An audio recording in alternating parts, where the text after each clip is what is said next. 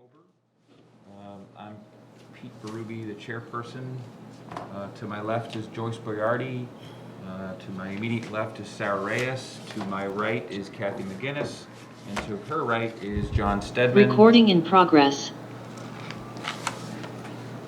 I won't repeat that, but John, could you do us a favor and just hit the, on the computer, just hit the got it on the keypad there on that laptop.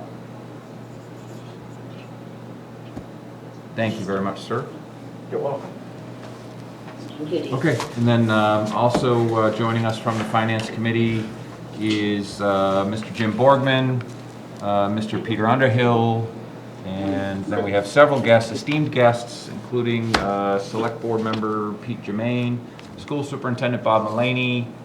I don't know who RT is, but I do know who Chief Barrett is, and Mr. Why can't I ever remember? Terry Wiggins from the school, Mr. John McVeigh, and who else did I forget? I think that's it. And Deidre, of course, who is indispensable. So we'll get started. Call the meeting to order. We're going to start off with Chief Barrett to discuss the fire department's capital item requests. Chief. Good evening. Thank you for having me. Where would you like to start? Do you want to do the small stuff and move up, or are we discussing the fire alarm, or are we just focused on the two big capital items? I would like you to go right to the capital items, Chief. Sure. So in 2017, when we replaced A1 with the current ambulance A2, we made a plan to move that as a backup and run a second ambulance. Since that time, we've been able to keep it going for 5 years, and it's been on the capital plan since that time that we would replace it this year. It's going to take about a year for it to be built, so our request is for $370,000 to replace the current A1. As I stated, it runs as our second ambulance. Just today, it's gone out 3 times as the second ambulance. It's currently on a call right now. We've had problems with our state inspection through OEMS. They stated several items that they have concerns with, and we've been able to keep it licensed under the umbrella that at some point it'll be getting replaced. You want to talk about any questions on that? Any questions from the committee? Nope, none heard here, Oh, Chief. Sorry, Oh, Chief, I was just there's one. putting my thoughts together. Kathy McInnes, thank you. Hey, Chief. Was there a time when I might have mistakenly heard that the ambulance receipts were going to be funding a future ambulance, or is that the next one down the road? That is our goal. Our current goal is, on the plans for paying for the Safer Grant firefighters. And then right after that, the revenue, which would be another 5 or 6 years, we would then be able to pay for the next ambulance out of ambulance revenue. Is there any way just to find out, Mr. Chair, or even if it's appropriate, to what's in the kitty now for ambulance receipts that began July 1st? Or it seems like the ambulance has been out a couple times a day, Chief. It is. So our second ambulance went out 172 times as a second ambulance over the last year. All that ambulance revenue is coming in. Our ambulance revenue numbers are up, like I was stated last year. It's funding many of my budget increases. It's funding the overtime for the safer firefighters. It's funding, it'll fund the 4 firefighters when the grant expires. And our goal is to, like I stated, fund that ambulance in 5 or 6 years. Our projection, annually we bring in somewhere between $500,000 and $550,000. I think our current status, without pulling anything out at town meeting, I think we're right about 1.2 million in the ambulance revenue. and we keep growing on top of that. So it's a kind of use and then replace system where we use it to fund things and then we replace it with the call volume.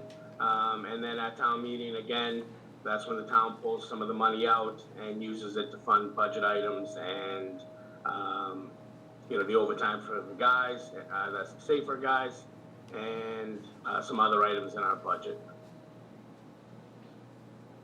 Just a comment, Mr. Chair, I just wonder if ambulance receipts should be considered for ambulance use rather than funding staff.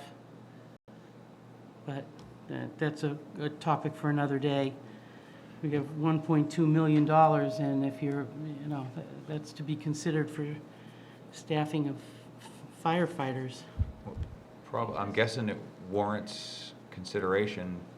I would suspect that if it were to be set aside for ambulances, it would require establishment of like a revolving fund. But Ms. Johnson, would you care to?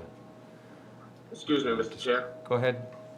I would agree with Mrs. McGinnis, but without the staffing, the ambulance doesn't roll. Then none of that revenue comes in. Those 172 calls go to our mutual aid communities on top of all the other calls that we're unable to attend to. So without staffing, the ambulance is no good. It will sit in the barn. So that's why we funded with that. I would agree with you. I don't think ambulance revenue should pay for the staffing. I believe it should be coming from the tax base. But this is how we get things funded. We supplement the budget with the ambulance revenue. So the current, in the current budget, you'll see that it was on. Pull the mic to you, thank you. So in the current budget, every year, the ambulance revolving fund does funds for the EMTs. So all of that money does come out as part of the capital operating, not capital operating, but the regular operating budget for the general fund. So the ambulance receipts are used for the ambulance, but they're used for the drivers and the people, the EMTs that service the customers when they go to pick them up. So there will. You've offered a clarification to what I just asked. There already is an ambulance revolving fund. There already is an ambulance revolving fund. All of the charges for the ambulance services go into that fund. The bill out, obviously, you bill out one rate. You have a contracted rate with the carriers as well as Medicare, Medicaid. Their ambulance reimbursement rates are significantly less than our traditional carriers. So even though you might bill out at $250, you may only receive $175, $150. So, but all of that money does go into an ambulance revolving fund, and it is only used as contributing to the operating budget for the EMT service. If I may, through the chair, what about the contributing costs for an employee, insurance, benefits? Does that come out of the ambulance revolving fund? The money that we fund, it funds the general fund. So we don't specify that this particular piece, it all goes to general fund. When you see the paramedics and the EMTs and the fire chief's budget line, that's what it's funding. It's funding that, whatever overtime, whatever is coming from there as part of the general pool of money. Thank you, Mr. Chair. Okay. Excuse me, Mr. Chair. Any more questions on ambulance one? Go ahead, Chair. Chief. Go ahead. I don't know if there's a way to change it, and maybe anybody else is hearing fine. It's really tough to hear some of the comments. I would love to be able to comment on the things, but it's really hard to hear on our end what's being said. Okay, well, we'll do our best, and I think the technical people can hear our conversation. Hopefully they'll help us out, and I just want to encourage everybody that's here to speak directly into the mic, and hopefully I think that makes a big difference. So, and then I see you guys nodding your heads, so we'll make sure that we do our best here. So, okay, unless there's any more questions on ambulance one, Chief, if you'd cover the engine. Thank you. So I put forth, just for your consideration, the approval to request approval to order the replacement for engine one. Engine one is a 1987. It's 34 years old. It served the town of Millis well.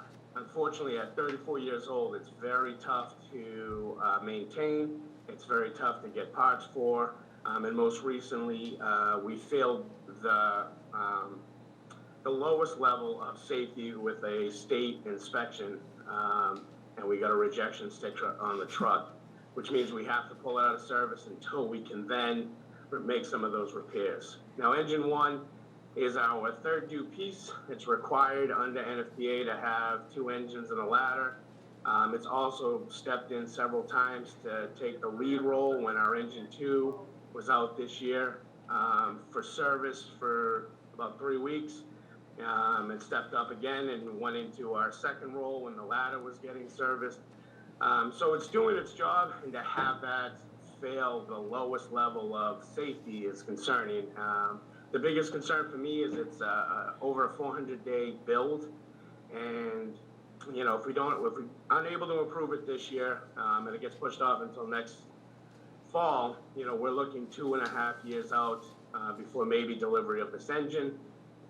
And that's if we don't end up with more delays. We don't end up with any catastrophic failures in the truck. So the hope is that we can get approval to at least place the order. I know we would have to plan for funding, but no funding would be pulled until delivery of the truck. Okay. Chief, is that why I see usually the police lead the charge to a fire or a call, but that's why the police are actually chasing you down? They're following you with their lights on? They're trying to pull you over for... Engine one's been ticketed several times. Sorry, I couldn't resist. Anyway, a little levity. Okay, any questions for Chief Barrett on engine one? I'm just curious, Chief, if I might, Mr. Chair. Certainly.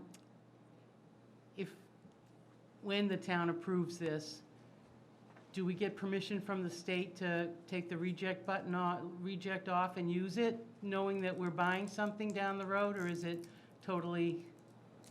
Unfortunately, with the engine, it's a safety feature. Okay. It has exhaust leaks, it has some air brake leaks, it has other concerns in the front end that popped up since our last inspection. So we're currently having a company look at it to give us a quote for repairs so that we kind of know where we are. We're hoping it's manageable within the budget to get it back into service because, again, right now we're running short, and it's a concern not to have that piece able to respond to calls. Thank you. Chief, I have a question. Do you think that, given you order it today, you're out at least a year and a half before you get it, and you're not ordering it today, do you think there's plausible that you'd have a requirement to rent or lease something in the short term? We would have to weigh the cost between the repairs on engine one and then the cost of leasing a truck or renting a truck. Because we were short, we were able to, the truck manufacturer that took both engine two and ladder one to repair, they gave us a loaner in much worse condition than engine one. And, we had to sign a lease saying if we wanted to purchase it, which we had no interest in. So it's definitely an option. It's just they don't lease you new trucks. It would be something probably the same condition, if maybe not worse. So I would be hesitant. I think it would be in our best interest to really see what it's going to cost to repair engine one. Hopefully we can get that done within the budget. Uh-huh. And would you also rely more heavily on mutual aid if your other engine wasn't operable and you didn't have use of engine one? Yep, so we have a great relationship with our mutual aid communities, including Norfolk, and currently, because engine one is down, we have them on what's called the line box. Anytime that we have a report of smoke, a report of fire, anything that we think is going to involve more than the apparatus we have, Norfolk's on an automatic dispatch and response immediately right after we start our response. And does that cost the town? It does not. Okay, all right. Okay. Any more questions? And again, if any of the members or attendees on Zoom have a question, please just get my attention, speak up. Okay, and then Chief, real quick on the library box. Yep, so the town has what's called the master box system. It's on commercial buildings. It's on an old copper wired system, and it's worked for hundreds of years. It's a great system. The problem is having the right personnel to maintain it, keep up with it is very costly, and we just don't have the personnel to do it. We don't have the equipment. It would require a bucket truck, and it's costly to upkeep. On average, every year it costs me about $10,000 or $12,000 to upkeep, and I'm budgeted $3,000. So what we've done is when the station was done, we had the new system installed, the radio master box system. It's carried on radio waves. It has no upkeep, no wires. The biggest cost for the owners is a battery replacement. And we're requiring all commercial buildings that come into town to do that currently. We've been able to move all of the old system master boxes off the system, and currently we just have a few of the municipal buildings on, and the library and the high school are the last two. This $15,000 would allow us to put the radio master box on the library and the high school, and within hopefully 3 to 6 months, we'll be able to have that hardwired system removed, and we would no longer have to worry about the maintenance fee on it or keeping up with the maintenance. We'd be all over to the radio box. Okay. Any questions? Okay, none heard. Thank you, Chief Barrett. Hey, Mr. Borgman has his hand up. Yeah. So where is it? Sorry. Go ahead, thank Yeah, you. I had a question for the chief. On the previous, on the engine, is there a residual value on the old engine? Is there a market for that that could offset the cost of the new one? So the problem is, we would probably end up selling it kind of on the open market. The last engine and ladder both ended up in the Dominican Republic. A truck that the town of Millis has, I think we got $8,000 for the last truck. It was a 1992. So I think that's it. The thing that engine one would probably be good for is a scrap. It has a Detroit diesel. A lot of truck manufacturers, truck people would love to take that engine, and then it has a large pump capacity. So, junkyards sometimes buy them and then part them out. It would be a shame if that was done. And like I said, Engine One's been a great truck to the town of Millis. Just it's unfortunate, that it's served its time and we need to replace it. Thank you. And we're trying to replace that this, Well, engine one replacement, just the order alone is 485 days, so. it's Right. As soon as possible. And, it's a sizable, lending. It's $750,000. Right. So it's not coming out of free cash, no. as far as I know. And Carol's holding her cards, so, Not that close, no. Mr. Chair. Okay. Okay, Chief Barrett, thank you very much. Great, thank you so much. Have a good evening. You too. Chief Safire.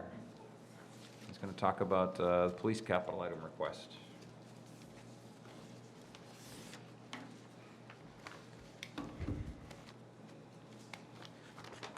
Good evening. I come before the committee to ask for a replacement cruiser for the police department. It'd be for car 44. It's the same cruiser that I had requested for the Springtown meeting, and it got pushed off. Chief, would you mind just pulling that right up to your, yeah, there you go. Thank you. Can you hear me now? Question is, can they hear you? Yeah. Okay, good. So I'm back requesting the same cruiser for replacement. Did you guys get the spreadsheet? So my concern is yep, that's it. We've worked for the last 5 years to get a cruiser replacement schedule in place. It took about 5 years to get all of them into a cycle. In 2015/16, when I first took this position, we were down 4 vehicles that had not been maintained or replaced, so inevitably it costs a lot of money in repairs to keep those vehicles going. Typically, the average lifespan of our marked cruisers is 7 years, which is considerably longer than most communities because we maintain them regularly between the DPW mechanic for regular oil changes, brakes, tires, etc. And we have, depending on what the issue is with the vehicle, most of the time the big ticket items are covered under warranty for the first 3 years. Car 44, the car that I'm looking to have replaced since July, I've put $3,700 into repairs into that vehicle. And parking it isn't an option. I had two, coincidentally, over at Ford for the last 5 days for issues that they had. So it's important that we maintain the schedule. If you look ahead to 2023 and 2024, my fear is if we continue to push car 44 forward and not replace it, you're looking at between 23 and 24, 6 vehicles that need to be replaced. And those ones are in the 7-year cycle. Obviously, I don't expect to get 4 cars in 2024, but I would imagine that you probably split that up somehow over a couple of years. So, and I have the same issue Chief Barrett has. I don't know what the length of time is to get a cruiser at this point. It's definitely longer than normal because of COVID and parts and things of that nature. So typically it takes 3 to 6 months to get a cruiser built out, ordered, delivered in regular times, never mind COVID. So I'd be surprised if you guys said go in November, that I probably won't see it until July, August, September. So we need that car replaced sooner than later. And I know I've brought it up for the last 2 years.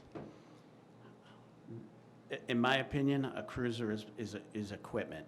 Like, that's the only thing that we ask for from the town. We don't ask for anything else because we fund that through other grants and outside funding. 911 grants pays for all the IT support inside the vehicle. I just need a car every year. And most communities have it built in to their equipment budget.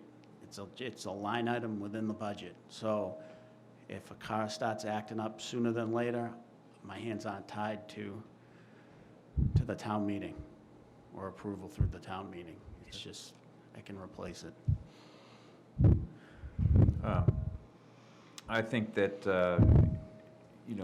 Chief Saphire's done a great job advocating for the tools that he needs to get his job done. And I think the town has done a fantastic job providing him those tools. I mean, you can just look at the vehicles that have been funded.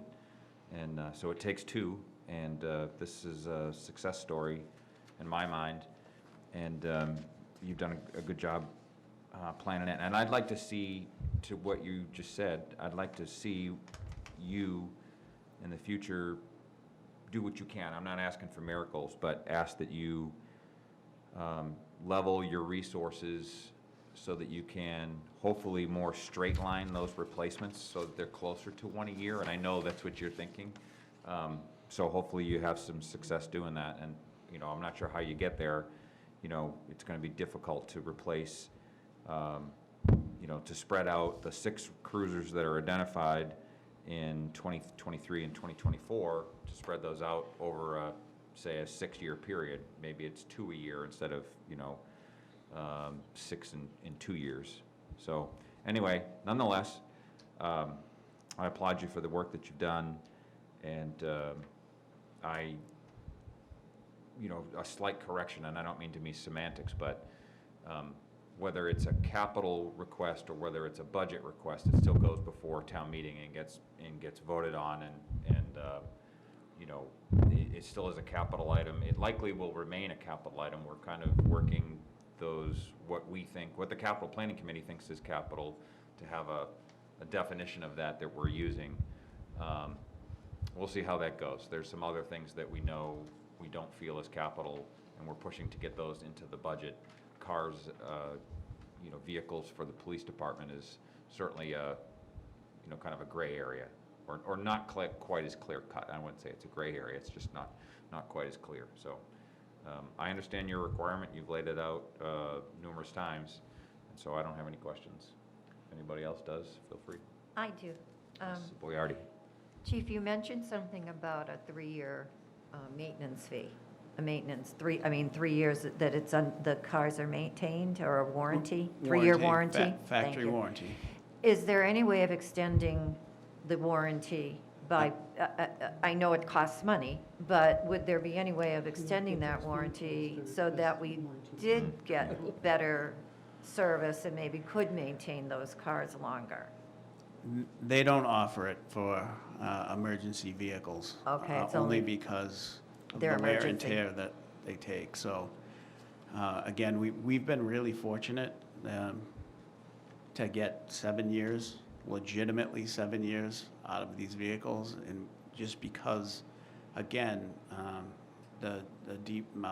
Kevin from the DPW mechanic, anytime we have an issue, he's great. He comes up, handles the problem, brings it back, and if it's beyond him, and he'll say, this is under warranty, take it over to Ford, and it's worked out.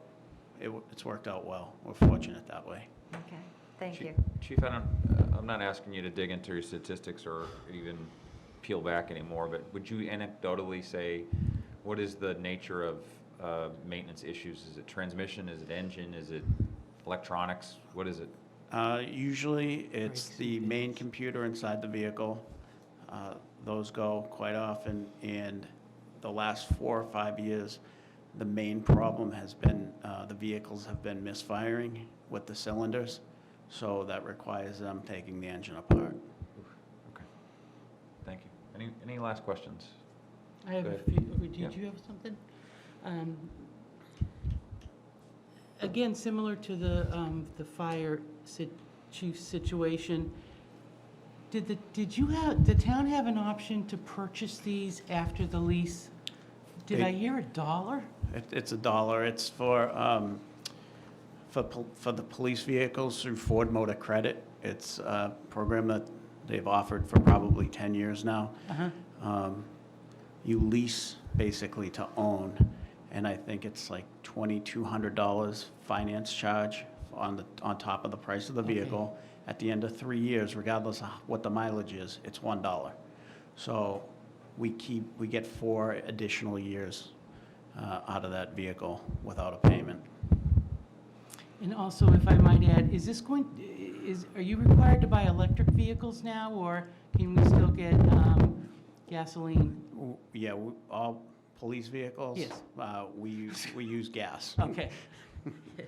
And lastly, I'm just curious for a financial reason. I see there's, Mr. Chair, almost a $4,000 difference versus purchase and lease.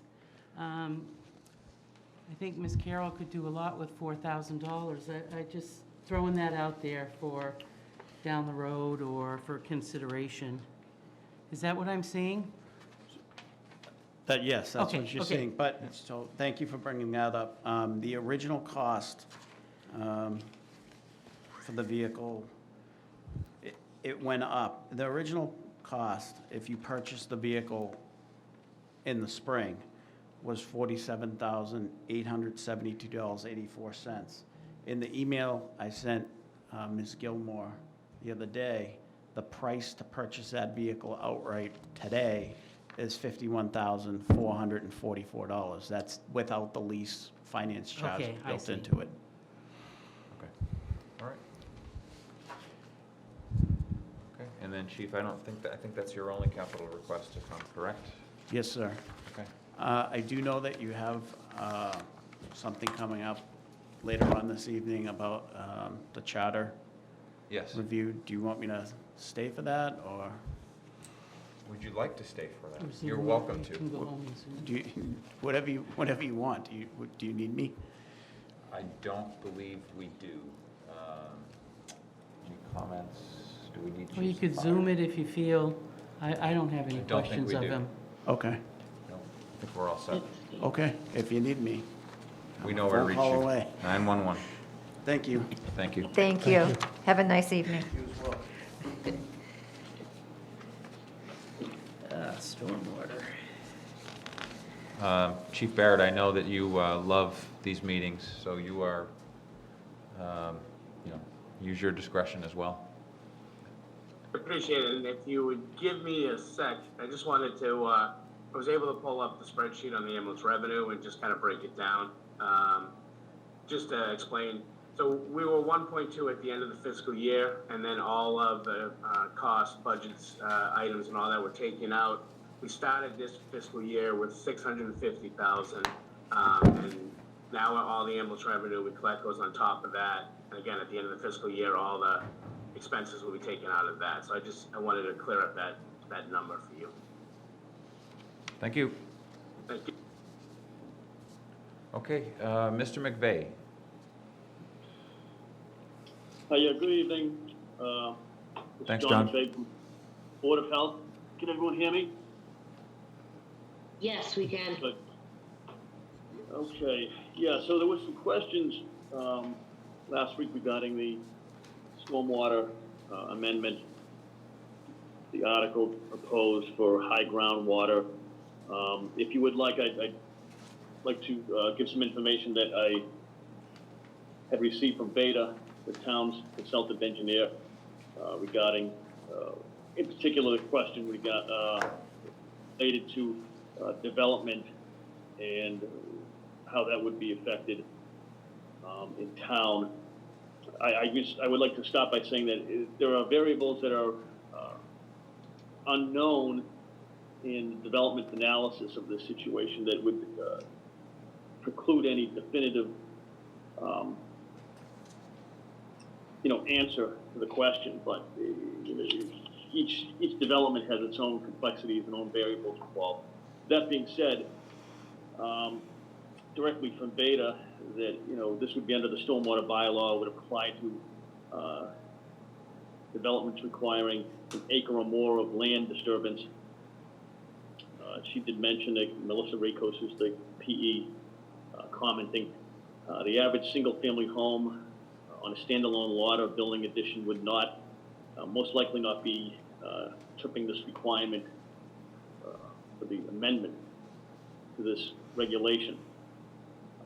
Sample recent developments where sump pumps and/or foundation drains were included in the design for groundwater issues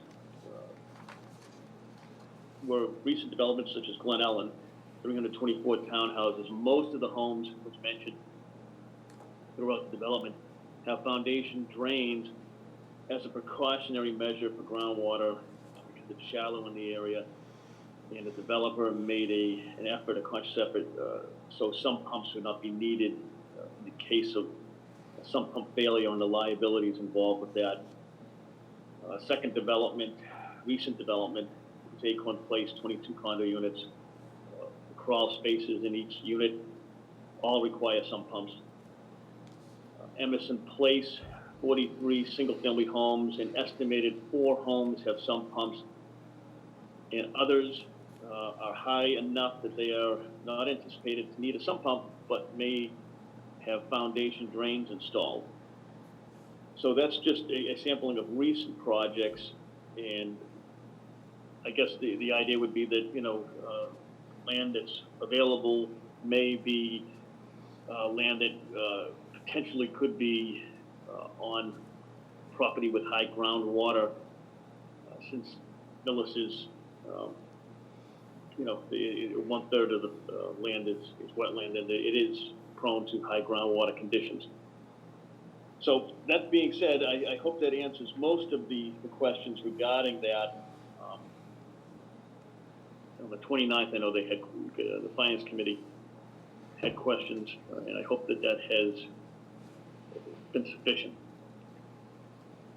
John, thank you. So As I recall, I think I asked most of the questions on this, and I appreciate the email response I got back. I'll take some time to review it. I was really trying to focus in on what you were just talking about and pay close attention, because I'm coming at this, frankly, by, really not knowing that much about it. And my initial perception was that it's not needed. And I don't want to be short-sighted and just go off of my initial perceptions, is why I'm asking so many questions about it. And the reason that I'm, lack of a better word, skeptical, is because I would think that a builder similar to the ones that you just referenced, whether they be Glen Ellen Builders or Acorn, if they were building, if no such requirement exists right now, and if the builder came across high water table, that it would behoove them to meet codes and build responsibly, so that a home wouldn't necessarily have a problem down the road. And whether that be sump pumps or foundation drains, that's fairly standard building practice. And I'm looking for somebody to tell me I'm wrong, and that, tell me what I don't understand about this. Why do we need to change this now? Yeah, it's a good question. I know there are mechanisms, passive and active mechanisms to control groundwater.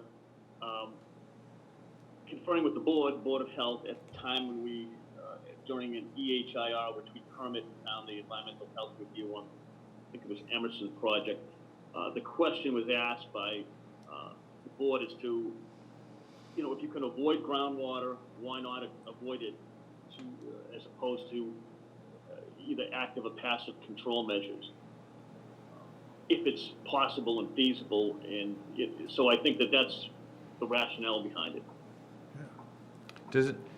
Am I wrong in assuming that when we say we can avoid groundwater, isn't maybe an unintended consequence of that the potential for creating more runoff, because the footprint of a home would be larger because it doesn't have a basement, so there's a mechanical room that takes up extra square footage, an impermeable surface that creates runoff that doesn't necessarily stay within the lot lines. We're building up foundations, and thus we're directing water where it would not naturally go, or at least increasing that. It's conceivable. I think Bader Engineering would better be able to answer that question definitively. Again, the variables involved, the type of soil, how many acres per lot. There's variables involved in that question that, yes, I do agree. There's a possibility that is definitely the case, but I would confer to Bader and the variables that would need to be analyzed for each development. Okay. All right. Thank you. Is anybody else? Mr. Stedman? Yes, I have first a comment and then a question. The comment that I have is I live at the Regency of Glen Ellen, and we have a sump pump in our home, as do all of our neighbors along the street where we are. So they did put some in there. I think you raised the real question. I haven't heard anything that tells me there's a compelling need for the change, that the current regulations have created any problems, or I just don't know why the change is needed. Mr. Chair, Go ahead. I'd like to speak in support of this. I don't know if now's the time to do that, or Yeah, that's I'd like okay. to remind people that any water that's on a parcel must remain on that parcel. It would be up to the developer behind Acorn Street that every property all the way down has a retention basin on each residence, on each lot. So it's against the law to your water to trespass onto other people the water. Beta can confirm that. Also, I think this bylaw helps prospective buyers in that property is not flooding as a result of high groundwater. I think because, have to first of all, I really wouldn't second guess what the Board of Health would like to do and put in its regulations as being necessary or not, because to me, they wouldn't be doing it unless they saw firsthand that there's a need for failed sump pumps. And when a sump pump fails, the first person that's called is the fire department to get the water out, and the fire department will do that. People aren't going to rush and try to figure out how to do it because they're new homeowners, and chances are they don't even know what it is. And I can't speak strongly enough for this, because as Mr. McVeigh alluded to, so much of Millis is underwater that the foundation, the cellar floor, needs to be elevated to accommodate the floating that happens. And if anyone has any other questions on that, I'd try to answer them. Or Mr. McVeigh. Mr. Chair? Ms. Boyardi, please. I am in total agreement with Kathy. I think that for one, for the Board of Health requesting this, it has to be some severity concerns. I, for one, I remember when we were looking for homes, the first thing we checked was to see if water damage, if there was a sump pump. And if there was a sump pump, we walked right away from it. It was a big red flag. So to me, this implementation could only benefit the builder as well as the homeowner and our fire department. I mean, we don't need to be calling them to pump us out. But I see no reason why it shouldn't be. But that's just my opinion. Thank you. Would anybody else like to comment or question? Okay. Mr. McVeigh, thank you. Thank you, members of the Finance Committee. I'm sorry? Thank you to the Finance Oh, okay, thanks. Sorry. Hard of hearing tonight. Mr. McAvoy, Yes, how are you? thank you for joining us. No problem. So I think we're talking about We're representing the Oak Grove Farm Commission tonight. My wife Susan, she's a member also, she'll be joining us. She's sitting right here. I hope you all got your packages that we sent. We do, thank you. Okay. Would you like a little history of how we got to where we are? Yes. The floor is yours, and we've allotted close to 15 minutes, so. Okay. I guess we'll start by saying this has been kind of ongoing for Oak Grove Farm for the past 2 to 3 years, maybe, discussing the playground conditions. And it's really the fall zone material that we initially were looking at, the depth of that material, but also we did have some drainage concerns going on there. We were able to solve those drainage concerns, but that didn't solve the fall zone material, the depth of it, meaning that it's very, very low. And if you've been there, you can probably see it's quite a step down in some areas. There's roots exposed and that type of thing that we're concerned about. As we further investigated things, we were noting that the timbers that are surrounding the playground are deteriorating. And by deteriorating, we kind of mean there's leaning of the timbers, there's rot on those timbers. Some of the timbers are not connected anymore, so you've got some uneven surfaces going on there. And it made sense as we were reviewing this that we needed not only to look at the fall zone material, which has to be a special fall zone material, but to look at the cost of those timbers as well. We were kind of lucky in that this past spring, we had a donated structure that was donated to the playground and was installed by the playground installer who had installed the original or the past renovation.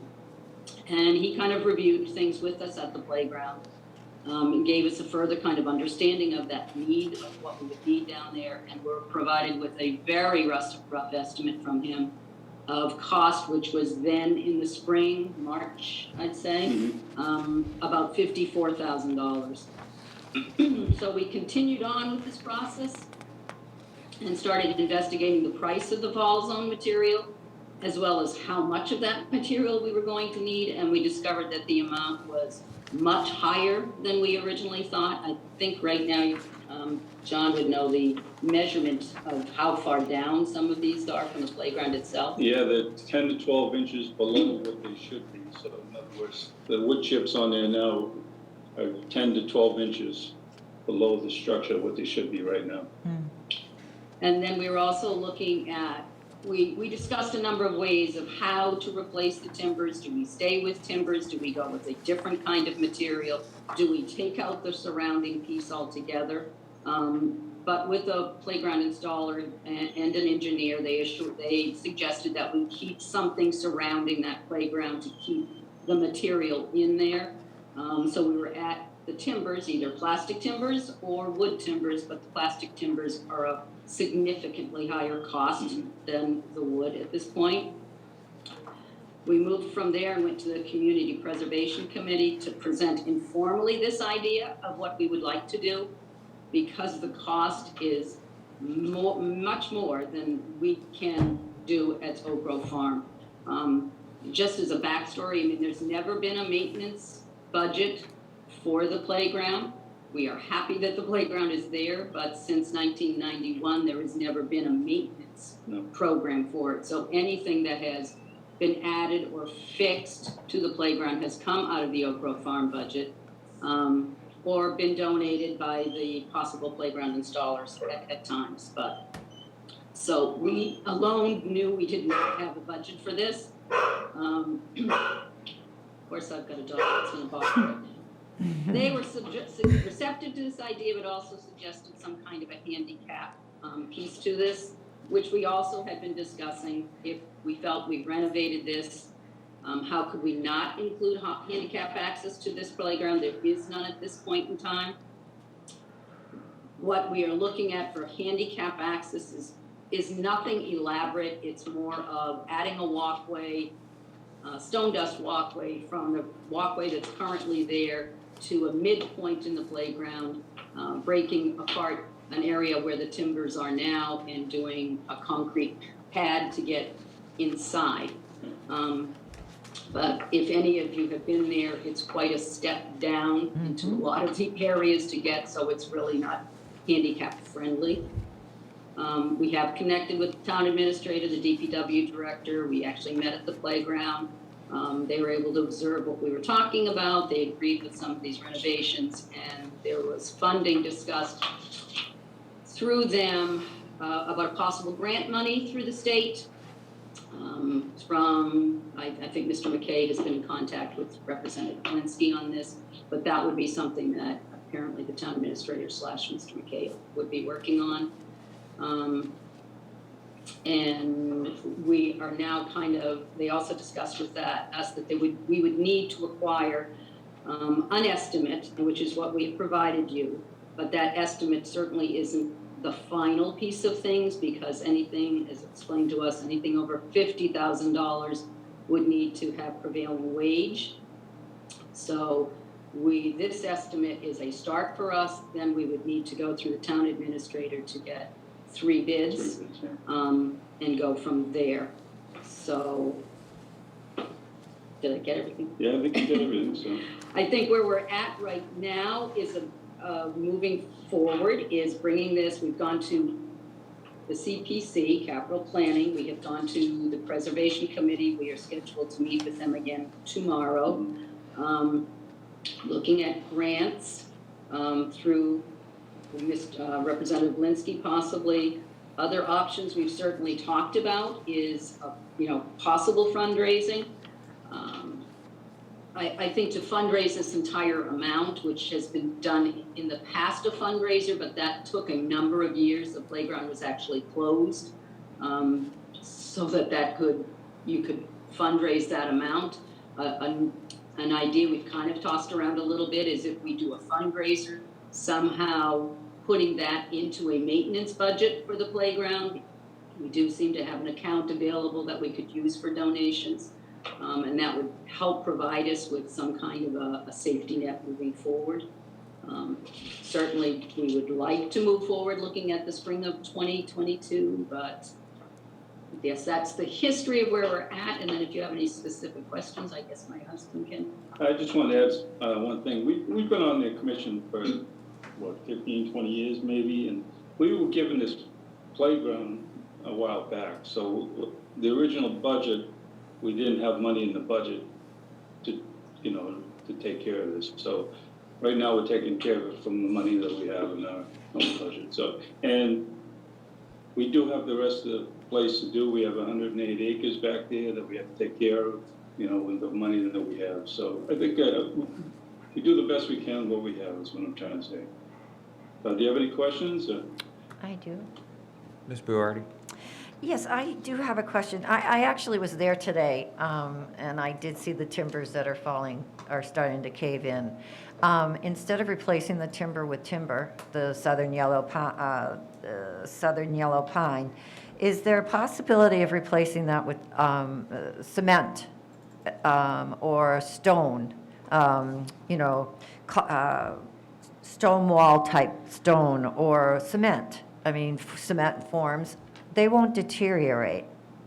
I know, but we thought about that and we discussed that with playground installer, and I think we're opening ourselves up for liability if somebody falls. It was a safety concern if you're Right. thinking of children running and falling and hitting their head on cement or a stone wall. We thought about it, we kind of unthought about it as we discussed that. That seemed, I know falling on cement or a stone wall, it can be a pretty severe head wound. So yes, you can hurt yourself on timber, Right. but you're not going to hurt yourself quite as much on a stone wall as for cement. And there's so many little kids that are down there. But if you raise up the amount of mulch that's going to be there, or eliminate it completely, is there any way of eliminating the timber completely? And just bringing up the mulch? There's all kinds of options we can do. It was discussed, but again, that was part of what was suggested to us by an engineer, by playground installer. If you remove those timbers and leave it open, then how are you keeping all your material into the playground? Does that make sense? Oh, it Then does. as I children just- play and people walk, it's kind of spreading without, and then you're left trying to figure out how you're going to keep that there. So it's not ideas that we haven't thought about. I'm just thinking And of we a were actually longevity. just trying to think ourselves, we don't even know personally if those timbers are from the original playground or from the renovation playground, because I think the renovation playground had a lot of new structures that were put in. We're not sure how old those timbers actually are, but we do know they're 3 timbers deep. Yeah. And we were assured by the playground installer that those structures right now in the playground are in great condition. And so those wouldn't have to have any work on. We do have to replace, some swings or bolts once in a while, so right now we're paying that for our regular budget, so. Okay. I don't, it's not our job in the committee to, flush out solutions to the problems. And I think we acknowledge the problem. And I say that not to critique Joyce. I'm going to offer something and to ask you as to whether you looked into poured rubber. There's a vendor that does that on a GSA contract in Medway, actually. And I'm just, they have a website that says, what the estimated costs are. I'm skeptical of those. It's probably double what their website says. But it would eliminate potentially the need to replace the fall material, the safety material, however often. It would potentially eliminate the requirement for timbers altogether. I just would recommend that you would take a look at that, or if you already have, then, let us know, and perhaps you ruled it out. But, so, the community. You're talking rubber as the fall zone material. Correct. We have not looked at that, so we do not know what the cost would be. I'm not sure how hot that gets. And when I talked to the installer, he was concerned about, people putting bubble gum on there. Sure. And it's probably 3 or 4 times what the price would be of the Sure. wood chips. Right Yeah, now, so. I will send you an email with the link that I found. You can dismiss it, or you can look into it. That's, again, I'm not, you've done more, you know more about this than I do. And I just would validate the requirement. It looks unsafe. It looks like it needs care. Not care, it looks like it needs resources to provide the care. That's right. And so I know that it gets a lot of activity every day of the week. So I agree with the requirement. It's just up to us as a community to find the resources to do it. So, And if I could just say one Go thing. And aside from that, having been up there and watching all of you work as hard as you did, I just want to thank you, because you are volunteers. I mean, you don't get paid to do what you were doing today, and the maintenance work you were doing was just, it didn't Thank go you. unnoticed. Yeah. Thank you. Thank you. And thank you, yes, send that information on, because we are at this point of, if we get to a certain point of having to submit bids and ask for bids from 3 different vendors. So I think that's something we can say, either this material or that material, and get a cost difference and see how that works. So yes, we would be interested if you have some information. sure, thank you. Mr. Chair, if I might just You may. say something. First of all, my husband Steve is on the Oak Grove, but he's not the chair, so I feel it's appropriate that I can speak to this, as other spouses do on certain matters. In any event, it's unfortunate that this playground was thrown onto Oak Grove Farm. You had a great time just taking care of the property, the fields, and then all of a sudden, I even wonder if this should even be in your jurisdiction because of the maintenance of volunteers. And once a week, the DPW comes and helps you mow. But my question is this a revised, since the CPC wanted handicapped access, Mr. McAvoy? Or was this your original prior to what they recommended that you do? No, they recommended that we do this. They would like to see this if it went before their board. And So these are the costs that would take care of their questions? Correct. Okay. That's right. And we do have an engineer on our commission. He works for the Mass State Highway, so he was lucky enough to help us with this. So we didn't go elaborate. I mean, it could be made out of cement, but what we're just trying to do, get access for handicap, like a wheelchair, make it out of stone dust, make it wide enough just so somebody can get in there. That's all we're doing. We're not going crazy. And my last question, Mr. Chair, if I might ask the commissioners, is there any point that you believe this playground in the near future, if repairs aren't done, that it will be closed down? Because these timbers are I've seen kids ride their bicycles on the timbers and doing wheelies. Is in the material that for the fall zone is clearly inadequate, and at a cost of $39,000, no one can. Do you feel you're coming close to the point where it's unsafe to use the playground? No. It's an interesting question, because we were asked a similar question from the CPC if we've had any reports of injuries yet. And I said, we have not had any reports of injuries, but I cannot vouch that somebody has not been injured. There are pretty significant roots that are showing. And I think our fall zone material is getting to the point that we may or may not pass an inspection if somebody was to come down. And part of what we're here for is, could we just throw fall zone material on it, but it's kind of throwing good money over bad.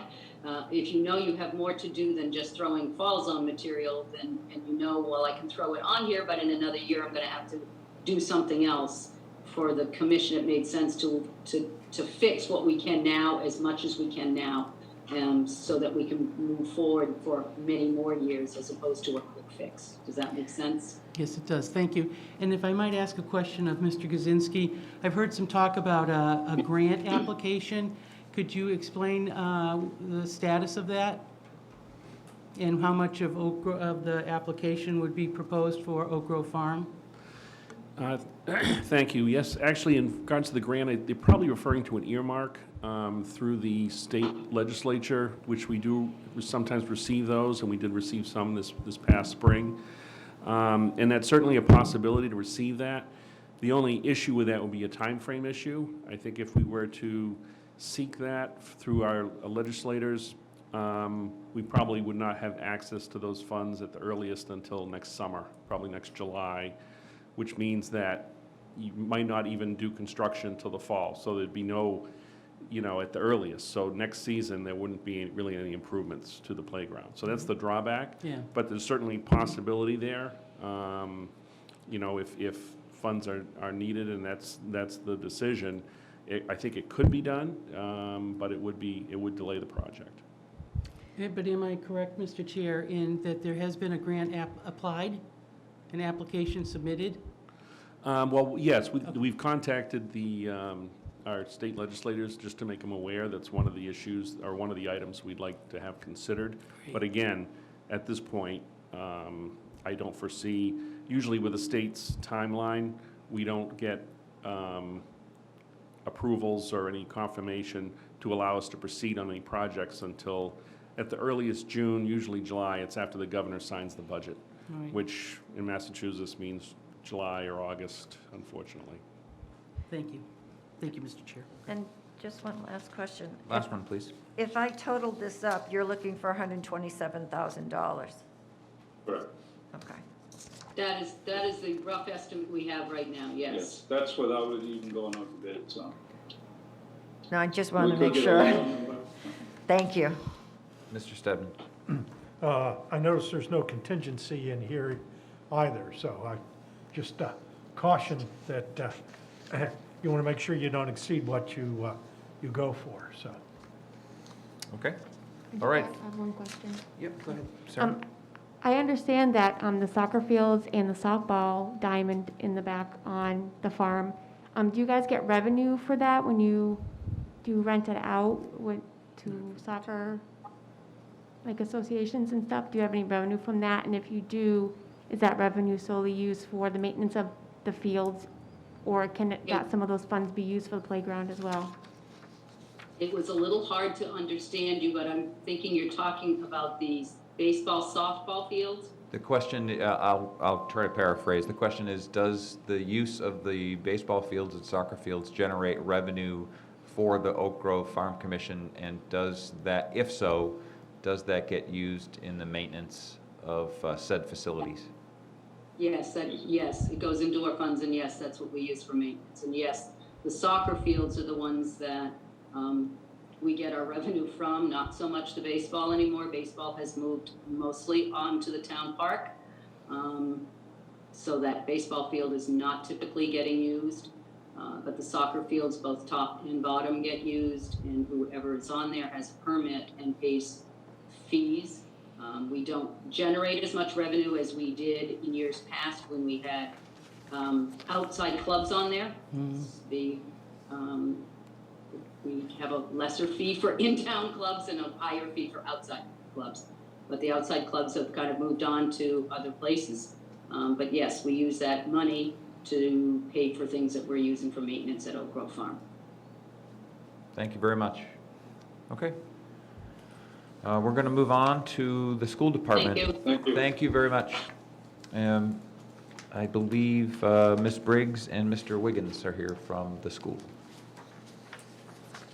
Yes, thank you for having us. I'm going to let Mr. Mulaney, Superintendent Mulaney, and Mr. Wiggin walk you through our request here. Yep, forgive me, Mr. Mulaney as well. And I'm going to pass it off to Mr. Wiggin, Oh, as see. he speaks the language. Go ahead, And because Terry. I'm well practiced, I guess that means that I have to do it. So the committee has 3 proposals that it's putting forward this fall. And in order of priority, the first one is for $80,000 for, I'm going to call it a major renovation of the 2 elevators at the middle high school. One, I'm sure everybody's familiar with because they may or may not have seen it or even used it. which is the one that goes between the first and second floor, and would be a primary use if we, and we are using it as a matter of fact right now, if we have a child who, for example, has, injured a leg or in some form or fashion cannot use the stairs. The second elevator, we do actually have a lower floor, and there is instruction that happens there. We refer to it as the athletic elevator. That also is in disrepair, though both elevators we have recently gotten to function temporarily right now.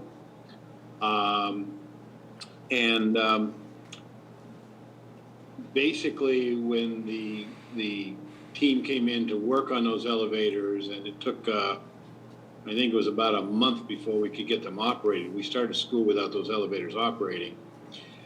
Ultimately, they said, you need some major work on these or else they're going to fail and they're not going to be able to be a simple fix.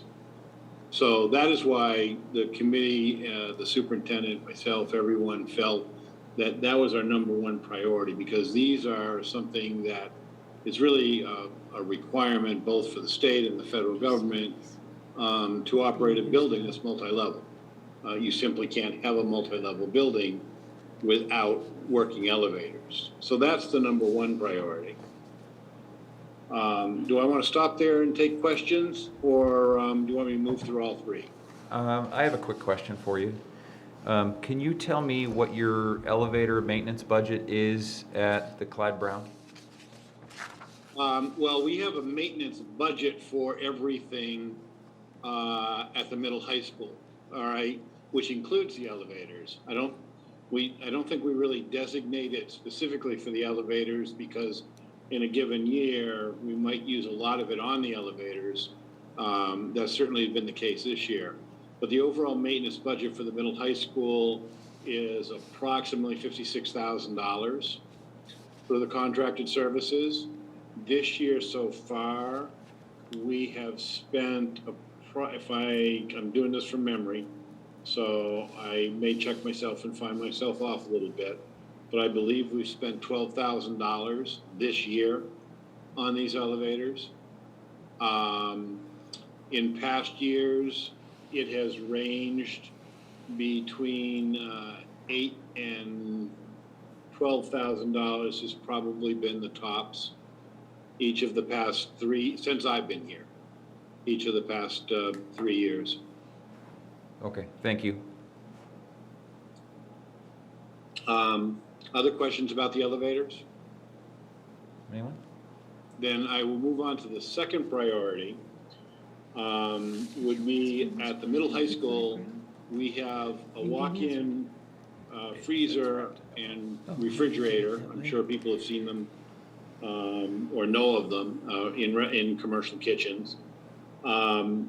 We have replaced compressors. We have done, I think we've done work on almost every aspect of them, not only in the past 3 years, but in years before I came here. Bob's shaking his head because he certainly knows. In the past year, it got to the point of where we had situations where we were storing food in the new Clyde Brown kitchen temporarily, we were saying, while we were waiting for the walk-ins to be repaired. And while we were allowed to do that, I think generously, the fact of the matter is you really can't do that. And if those walk-ins fail again, and it's going to be a situation where they need to be replaced and have not been replaced, we will have to shut down the middle high school kitchen, because you can't operate it without a refrigerator and a freezer. And we will have to use the Clyde Brown kitchen, which was not designed to be a satellite kitchen, but that would be the only option we would have. And that would also put stress on the walk-in refrigerators and freezers there that we just built, because they were sized for that building. They were certainly not sized for 2 buildings. So that is why replacement is the second priority we have. And again, maybe I'll stop there before I move on to the third and final, before I talk about that. Okay, any questions from the committee on walk-in freezer requirement? And the None. third item, and this is an item that I will say up front, we are working around. But again, it's in the kitchen, is we have a steamer unit, and it's really, again, it's kind of two units. If you were to look in the kitchen, you'd see two things. You'd see a steamer kettle, and then you'd see a stand with racks that you can put racks of food in. So it does a couple of different things. So it can cook and keep warm food in those racks, okay, typically vegetables. And then in the big kettle, it can make, large quantities of certain types of foods. The one probably everybody would think of most commonly would be pasta. So that has developed a leak that it's had leaks before, but it now has a leak in it that cannot be repaired. So we've been advised the only way that can be dealt with is to be replaced. Now, one of the things that came up earlier in the Capital Planning Committee, which I thought was a good suggestion, and it's one that certainly, we'd be willing to pursue, is that's an item that we might be able to reach out to the used market and find something. Because there may be a restaurant that shut down, one of the used purveyors may have bought some of their equipment, they may have a steamer kettle that we can buy used as opposed to new, that would be perfectly fine for our purposes. I don't know what the cost savings would be, but I'm sure they would be fairly significant. From what we have put down there. But again, this was our third priority because we are working around it in fairness right now. And, if it came down to obviously allocating scarce resources, because, I've certainly heard, several compelling needs tonight, and I'm sure that there's not necessarily enough money to fund all of those compelling needs. The fact of the matter is elevator is number one for us, followed by the walk-in freezer refrigerator, because both of those are code issues. Okay. I'm going to ask a question that I asked earlier during CPC of Terry, and really it's so that the audience can see the type of questions that we're asking, so that they contribute to our prioritization of all of the projects, and to give you an idea of where you think they should rank. And that was the question that I asked of Terry, was of the requirements that you have identified, and there's in total about 10 of them, and Terry's just told us about his top 3. Which of these requirements, if resources aren't appropriated, which of them would result in a failure of a key or a core service that the school offers? If it's elevators, and I'll let you answer, but elevators is one of them. Yeah, I mean, and that's why the first two are our highest priorities. The elevator. So here's what happens with the elevator. You don't. If the elevator is not functioning, Terry, we let don't me Go interrupt ahead. you real quick. You don't need to justify the elevator requirement. I'm more interested in hearing of your requirements, which of them are not showstoppers for, it would cause an inability for the school to operate safely and perform its core mission of educating our students, the town's students, safely. And one of the items that we discussed was the flooring equipment. You said that wasn't necessarily a showstopper for you to be able to, carry on the business of the school. So I'm kind of looking for you to go through the rest of the requirements and give us an idea, what must you have to perform your mission? Correct. All right, let me get to the list. I gotta remember where I put it. Yeah, was that the floor scrubber and the skid steer? Yeah. Yeah, so again, if I go through the list of the top 10, so to speak, now, we spoke earlier about curriculum. We obviously need curriculum materials, but we talked about that in general. While that is important to, obviously, the education of students, it may be something that needs to be dealt with in a different venue, meaning it is not necessarily a capital project, and something we should be talking about when we're talking about budget. The replacement Chromebooks, we do have a one-to-one device situation right now. If we had to stretch that for a year, that is something that could happen. It's not our desire to do it, and as we stretch things, just like stretching a cruiser or stretching any kind of thing, you end up having to get increased repairs and some isolated replacements because, you know, some will just not be able to be repaired. And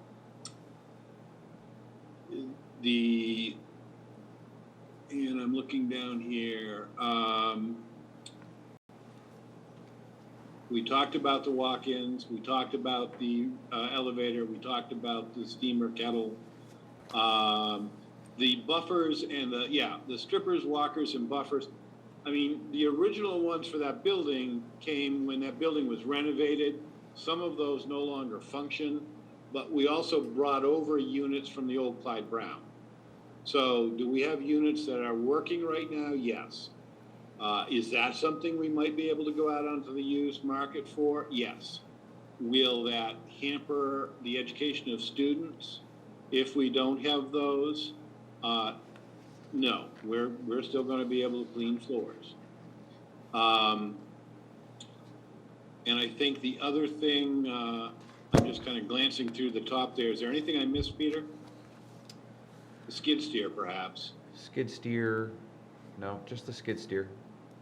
Just the skid steer. And I'll talk later to the committee here about the special purpose van, which Yes. has a funding source, so I don't think we need to. Yeah, because I didn't mention the vans because we have, at least for this year, we have solved that through an earmark. So I think that's it. Although I would like to hear one more time, the skid steer, its criticality. Yeah, I mean, I think we're working right now with a 25-year-old John Deere tractor and a skid steer that is a summer use skid steer that we rent for, I want to say it's around $6,000 for the winter season, plus or minus, depending on how many months we have it. And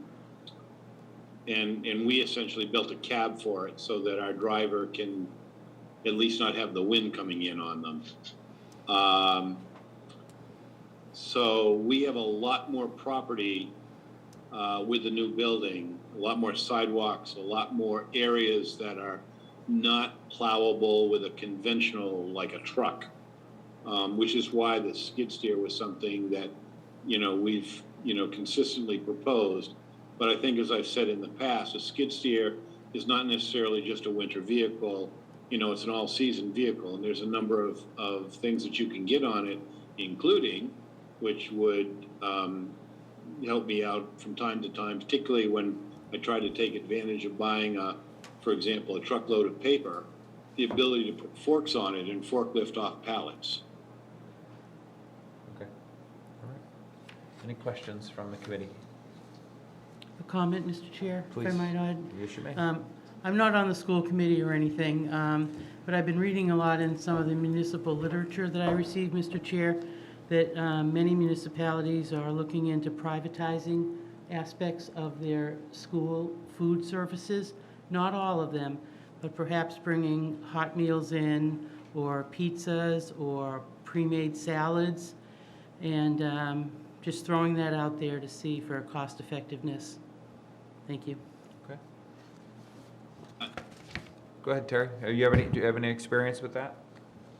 Well, I'm not sure I heard it well. Oh, shoot. So- I heard something about food service and different things being I think offered versus, or served versus offered. Do you care to, can you comment on your experience with privatized food service within the Oh, school? privatized food service. Yes, I can. You really can't do it in a small district. You won't find a vendor who wants to do it. Yeah, in a bigger district, a lot of times you can get in you can get in Papagino's, you can get in a number of different vendors who will come in and literally set up sections of your food service. And, kids will be able to choose within certain constraints because keep in mind, the pizza that they get at Papagino's will not be the pizza that Papagino's serves them in a lunchroom because there are limitations based on the child nutrition requirements. But nonetheless, it's a marketing, that does help. In a small district, typically speaking, you are limited either to doing it yourself or having a company come in and run the system for you, but still basically much like what we have now. We actually have kind of a hybrid, which I think has worked well for Millis, is that we have a food service management company that manages the system, but the employees are ours. And the reason I think that works well is that I think the employees really make the system because they know the kids, they have pride in their work, and I think that's really important. And that's why I really feel strongly about this hybrid system works well because we get the expertise of a Chartwell's to manage the system. Kind of takes us off us a little bit. So it's one thing that I can manage indirectly. I don't have to manage directly. And at the same time, I get the advantage of having people from our community serving our children and making sure they are eating properly. And, quite honestly, I think it's served Millis quite well for a number of years. Okay. Yeah, Thank you very much. And I would also add to that, we share that cafeteria manager with Medway, so there's a cost savings there as well. And, but Terry and I were talking about this yesterday. Our cafeteria workers know the kid, they know every kid by name, and you don't necessarily get that with, a third-party system. Okay. Mr. Mullaney and Ms. Briggs, I'd like to give you the last word on anything. If not, we'll press on unless there's any more questions. Well, I think Terry did a good job explaining the items we're looking at and why we prioritize them the way we did. So, thank you all for your consideration of the requests before you. Yeah, thank you. Thank you for hearing us. Okay, thank you very much. Thank you. Okay. All right, pressing on, trying to keep us on track because we're going to go long tonight. Ms. Johnston, if you don't have any, you may want to check in with the state, make a phone call real quick before you step up to the mic for some up-to-date. Thank you for having me. We're glad to have you. Thank you. The balance sheet for the town was submitted to the DOR last week, and right now it is waiting for certification. I contacted our rep yesterday. Her response back is I have several balance sheets in front of her, and that she'd get back to us as soon as she could. So we're just in the queue. Shucks, okay. So as soon as I know, everybody will know. I don't doubt it. Thank you very much. Okay. Moving on to the draft Capital Planning Committee report. So the Capital Planning Committee met, or was actually scheduled to meet on Monday. I'm not even certain of the exact reason that we didn't meet, other than there were some, I think it was the meeting wasn't posted properly, so it didn't happen. We actually met this afternoon at about 5:30 to notionally not final prioritization of the projects, some of which we've heard about tonight, but not all of which. There are 29 different capital requests that are have been forwarded for consideration. The Capital Planning Committee has rank ordered most of those, or given it its priority grade or its priority recommendation, and we'll be finishing that, I believe, Monday next week, prior to the Select Board's meeting on Tuesday. Of the projects that are for consideration for ranking, some of them are not surprises. The PFAS treatment plants was the #1 ranked project. The fire engine, and this is notionally, it may change. It certainly could change once we have our final discussion and recommendations on Monday. But the fire department, the fire request for A1 for ambulance 1 was #2. And I'll just give you the top 10. Let's see if this is 10. About the top third of projects. Ambulance 1 replacement, the fire alarm master box at the library. And one more note is to please keep in mind that these are funding source agnostic, so it's really just a rank ordering of the projects, not necessarily an allocation. I mean, some of these projects are already funded through one means or another. And one of those is the fire panel replacement at this building. Am I correct, Mr. Gazinski? It's already grant received or an earmark. The next one was Engine 1, which we heard Chief Barrett talk to us about. That's the top 5. The school, the walk-in freezer, #6. The police car for car number 44 replacement. Snow plow for the DPW. Excavator for the DPW, and elevator upgrades for the school. And then like this, more or less the second third of projects would be a freezer for the Council on Aging, Oak Grove renovation, iPad assessor software, senior center upgrades, filing system for the building department, and then there's a number of school requirements for computers, the kettle that Mr. Wiggins just described to us. That would be the rounding out the middle third of projects. And then the next ones are the skid steer that we just heard about, a message board for the DPW. I think we all heard Mr. McKay describe that to us. The lighting system upgrades that the library wants. Some funding for picnic tables and benches for the Conservation Commission.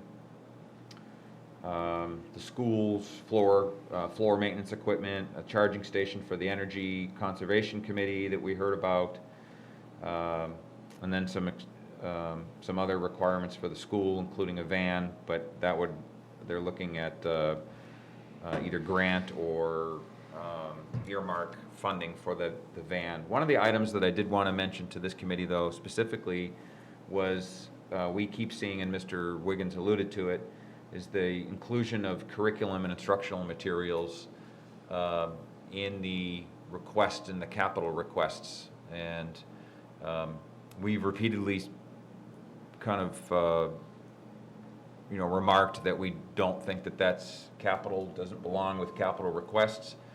And Mr. Wiggins wholeheartedly agrees. It's just, unfortunately, the answer is that's how it's always been.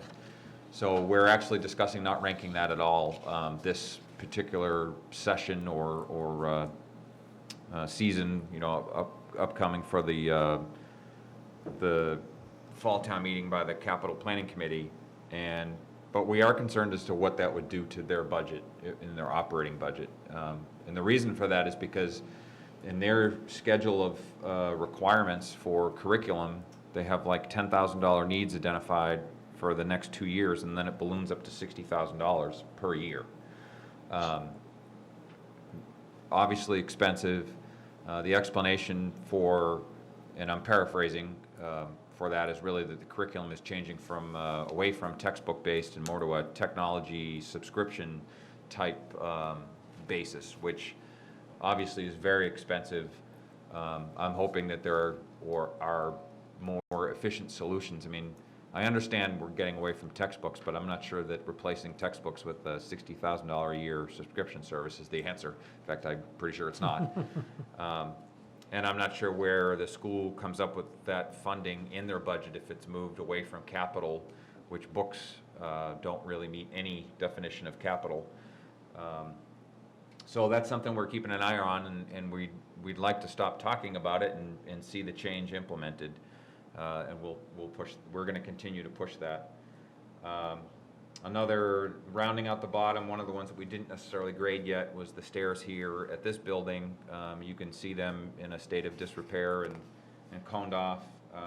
And then the one that Ms. Fogarty mentioned to us, and that was some of the solutions for soundproofing or sound attenuation at the pickleball courts. There'll be no soundproofing, but to deal with that particular challenge. So those are the requests, the rundown of requests. We hope to give the select board a rundown, a final recommendation for their next meeting.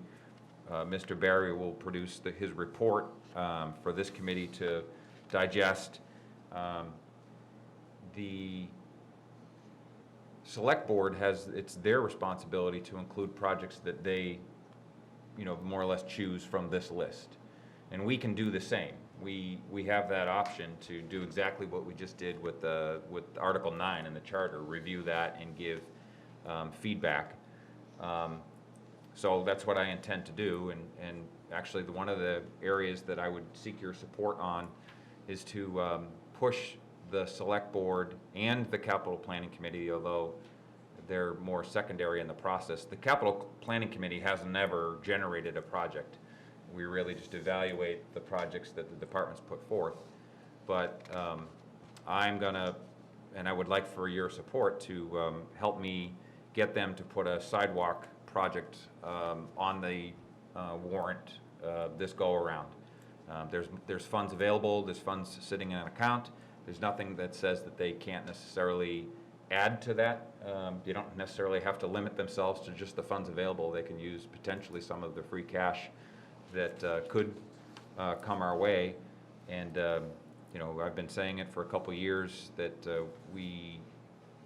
again, I mentioned it last week, Mr. Kennereggi does a great job advocating for the tree warden responsibilities and tree maintenance in town. It's time somebody advocates for sidewalks in town.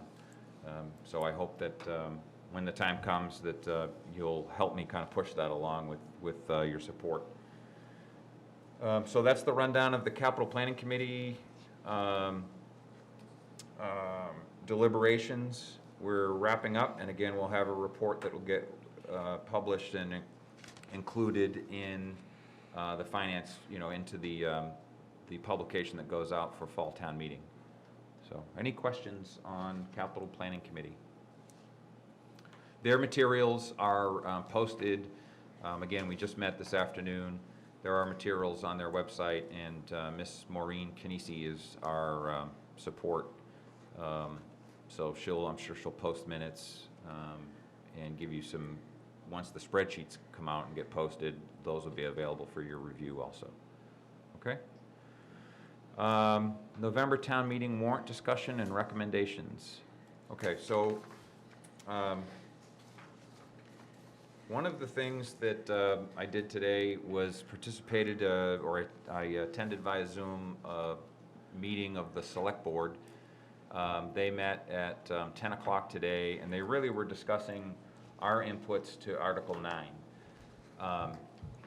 They have provided what looks like a synopsis of the things that that they discussed. I would just caution you that I don't think that this is a final, I mean, clearly it's not their final recommendation or the final language that will go into warrant Article 9, but I would just categorize for you that they took our the recommendations that we talked about and the recommendations that we forwarded to them, and you may not have seen that, but I did forward it to several of you, namely Ms. McGinnis, Ms. Garzon, and who else? Mr.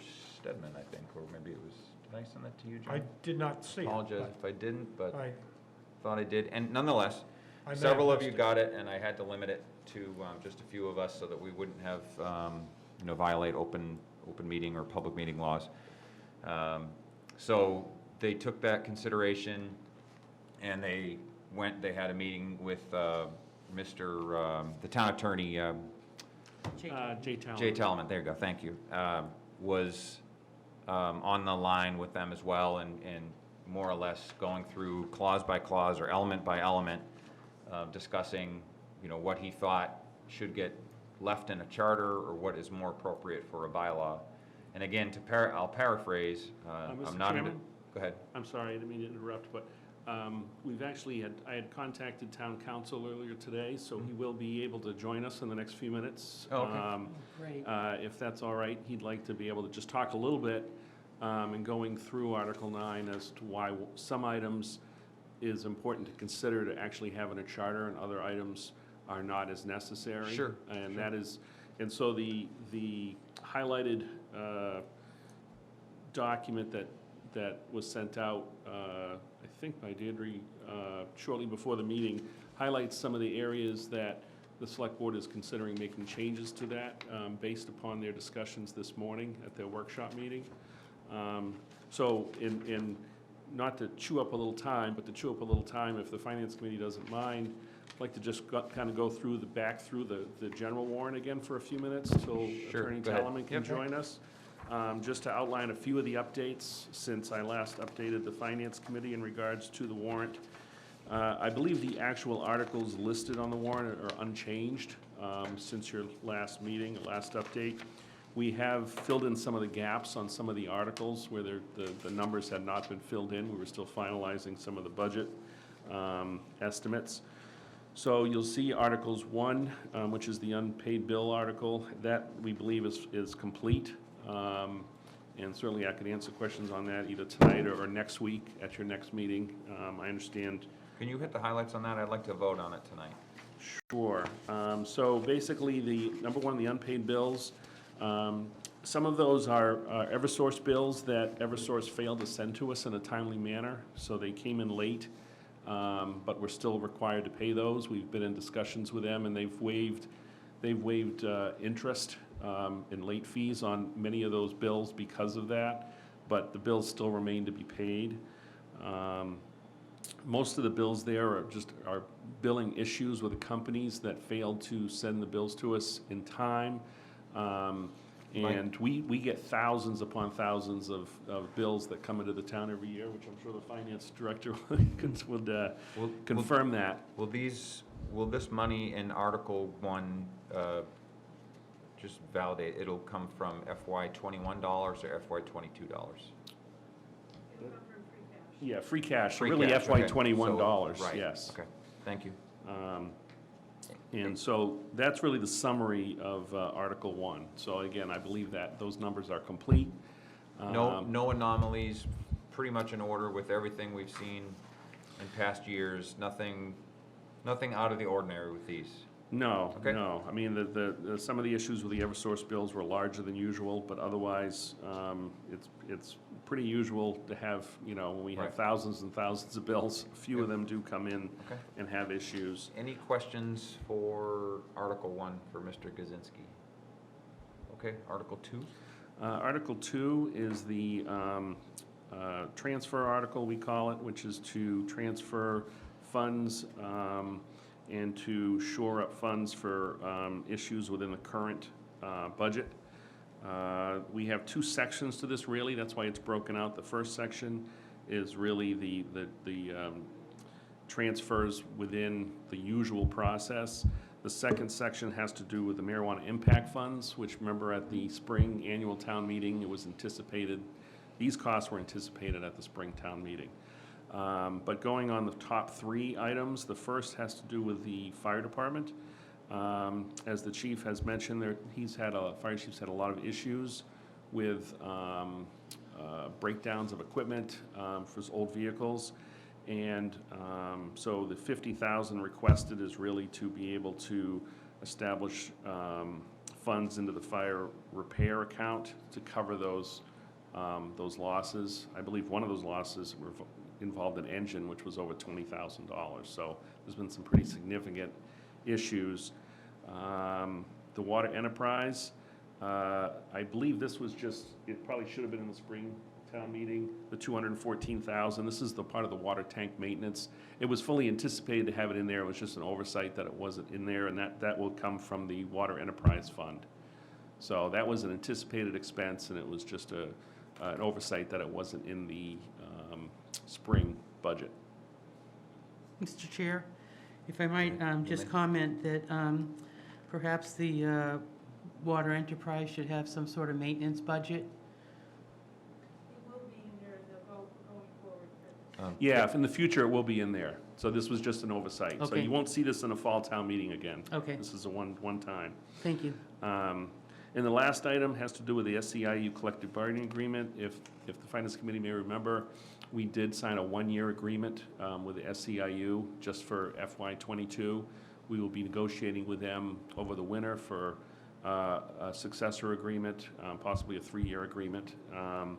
And we did have some funds in the spring to cover the estimated cost of the collective bargaining agreement, but we just need an additional 15,000 to finish out those costs. So I think we estimated 85,000 in the spring for both the fire, I believe?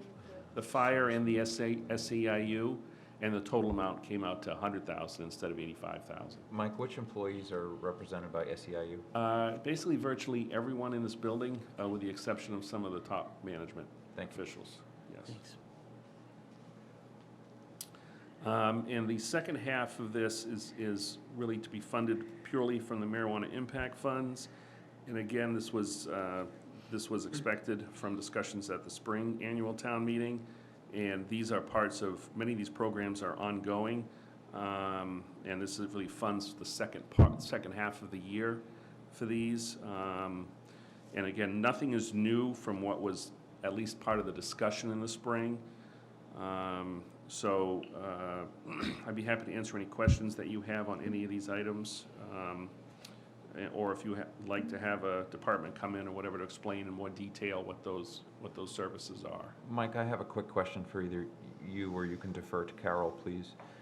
And that is this second part of Article 2 where it says transfer from free cash the sum of $65,000 and transfer from water enterprise receipts and the sum of $214 for the total sum. So actually it's just the 65 and it's Right, the when we say 65 is the top portion, which is the 50,000 in fire repair and the 15,000. So when we say 65 from free cash, are we talking free cash that is yet to be declared?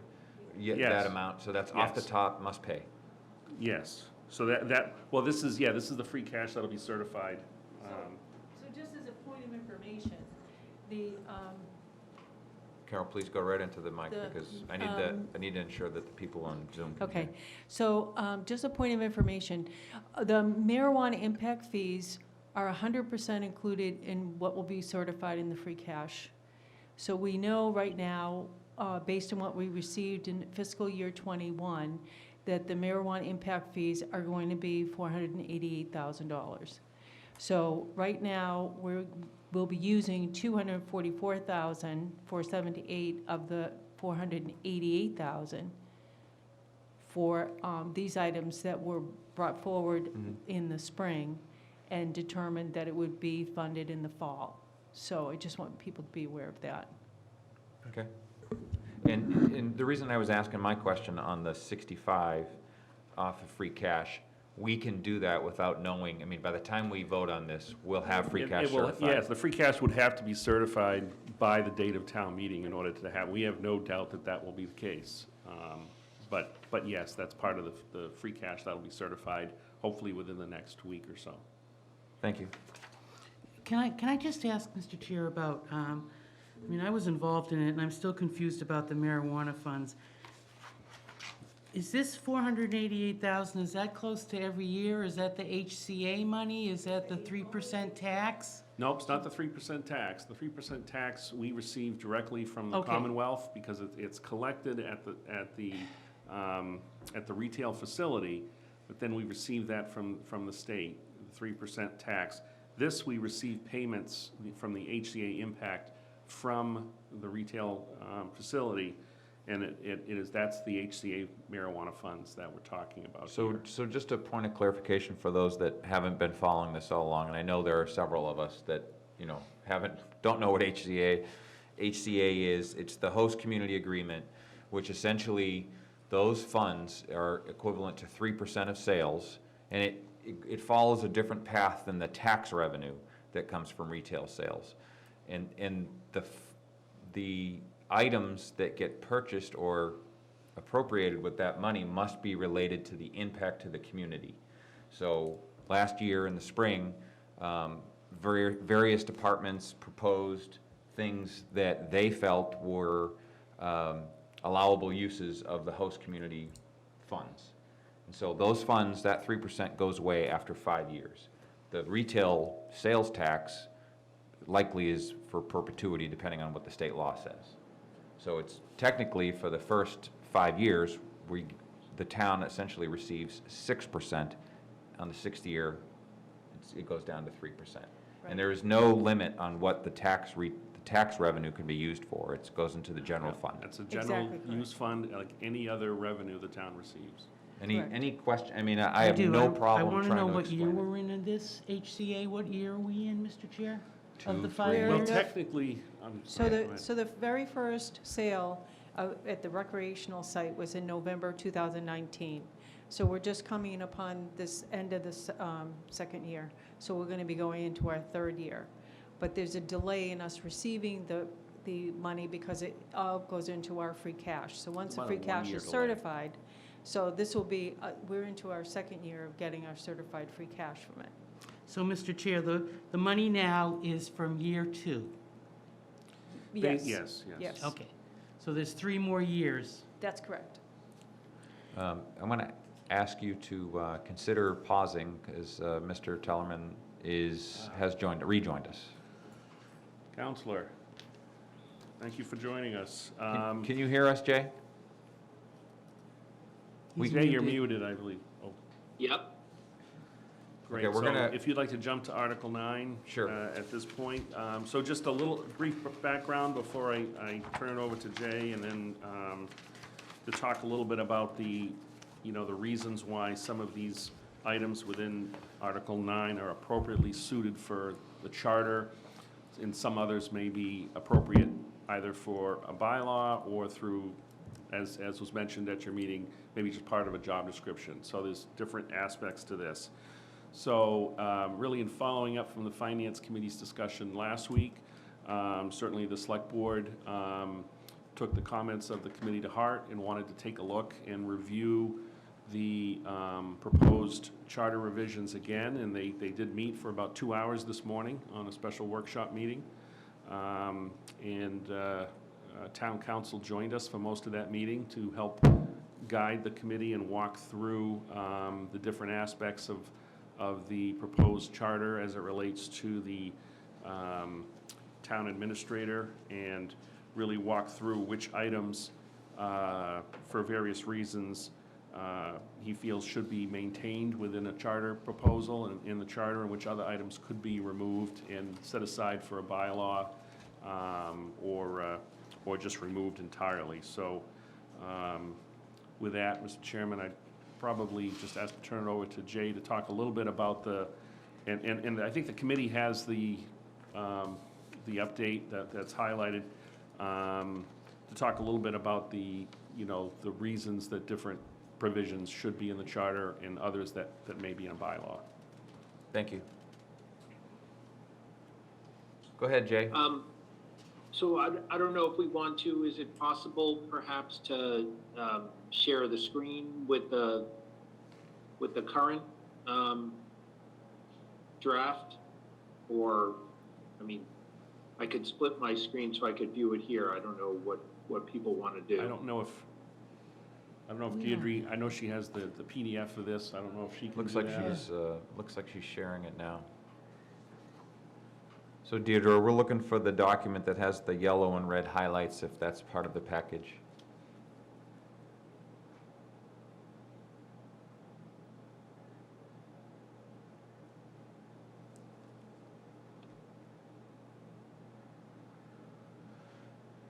Right there. Yeah. There it is. Yep. So that's, yep, starts with the select board met on October 6th. Okay? So we're looking at that document, Jay, that has the yellow and red highlights. Right, and I think primarily what we were looking at and what we were discussing in earnest was the town administrator duties, which I believe Yeah, are on, beginning on the next page, perhaps? Yes. That's right. So Deirdre, if you would go down to section 3-4. Yeah. So, yeah, so subsection 1, powers and duties, right. Okay, so just a few introductory comments on this, and before we get started, just so we kind of set the table here. The way I look at this, there's, first of all, a lot of this was essentially recasting, refining, adding a little bit more meat to things that already exist under the charter. So there was that effort. Another component of it was to add additional duties or authorities for the town administrator. When we look at these things, we have to take into consideration that the charter is a statute. It is passed by the legislature and it takes on the form and authority of a law.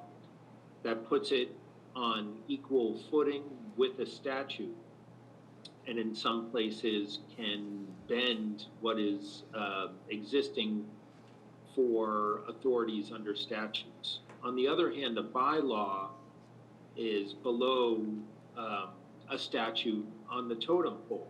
And what a bylaw cannot do is provide authority that doesn't exist under a statute or that conflicts with power under a statute. So we have to be mindful that when we're thinking of what could be in the charter, what could be in the bylaw, some things just aren't right for a bylaw. And we'll get into that because they are essentially getting into the realm of statutes. The other thing here is that if we move something to a bylaw but didn't change a corresponding provision that exists in the charter, the charter would supersede anyway. Okay. With those caveats in mind, I think we could take this from the kind of the top here. Is really just kind of stating what a town administrator already does. It's not even really that necessary to have that kind of provision at all, but I view some of the effort here to provide some basis for any of those people that are curious about what the town administrator's duties are, to have some source for that. I don't really care if subsection A is in a charter or a bylaw, but in that it references the charter, it's probably best to be in there. Again, it doesn't provide any different authority than the law already provides for town administrators. And when we think of town administrators and why there are charter provisions for them, the charter provisions can do two things. They can either recite essentially what the law already states, or they could give some authority that goes over and above the law for a town administrator. And a lot of towns do that because the generic town administrator form of government doesn't give that much authority to the town administrator, but the town may not want to go as far as have a town manager form of government where the town manager has a substantial amount of authority. So anyway, so A is really just a recitation of what the town administrator does already. It does reference the charter. So makes more sense for it probably to be in the charter than a bylaw, because you wouldn't put something in a bylaw necessarily that then references the more superior form of authority, which is the charter. But either way, it's I'm somewhat ambivalent about that. Subsection B is essentially very close to what already exists for the town administrator. In the charter, the charter already allows the town administrator to appoint, subject to ratification or approval by the select board, all the department heads. It does add the power to remove, subject to the ratification of the select board. So without this authority in the charter, the town administrator couldn't do this by bylaw. It doesn't, you could not give this kind of authority to a town administrator through a bylaw, because the generic form of town administrator government does not give this authority. Now, somewhat of a close question, because it's not true appointment authority, but it does say appoint subject to ratification. It doesn't say to recommend. So I do think it goes beyond what is allowed under law. The highlighted red area is really some additional language that doesn't exist in the charter already. And I think that was just an effort, as I understand it, to provide more specificity as to, or some examples for those who might be interested in who those department heads are. There was some thought that we don't have to really state what's there. I view that as a policy question. If folks want some of those examples, it does say including but not limited to. So it really is just kind of examples of who it could be. Again, that's a policy question, but the general appointment and removal authority does belong in a charter and should not be in a bylaw Mr. Talon? If that's to be discussed. We're tracking so far just about everything you're saying. I just wanted to back up to page 1 real quick, because I'm a bit confused between the difference between yellow and red. I see yellow is removal of all items marked in yellow, and I see red as elimination of all items marked in red. And I'm a little bit confused as to the difference between removal and elimination. I can address that, Mr. Chairman, because Thank you. I put this document together, so I'll, based on the board's discussion. But the items marked in yellow are items that, based on the discussion this morning with the select board and the town council, are items that would be recommended for a bylaw. So not necessarily needed in a charter, but perhaps put into a town administrator bylaw, which would allow certainly easier adjustments over time.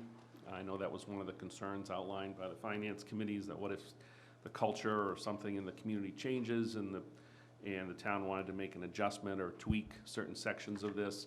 If you put it in a bylaw, it would simply require a vote of a future town meeting to adjust it. It's not, but the red would be simply removed altogether. It would just be eliminated. But the yellow, sections in yellow, you may see in a town administrator bylaw proposal, whether it's up to the board, select board to determine whether they want to do that, to add an article for this fall town meeting for that, or whether they wait till the spring. The board is going to discuss that at their meeting next Tuesday. Okay, thank you. Thank you for the clarification, and please proceed. So this red is out? Okay, so item C is something we're still looking at a little bit. We do believe that when there is authority over employees and it's expressed, it's somewhat helpful to have it in a charter provision. But we do have our in-house labor person is going to take a look and see.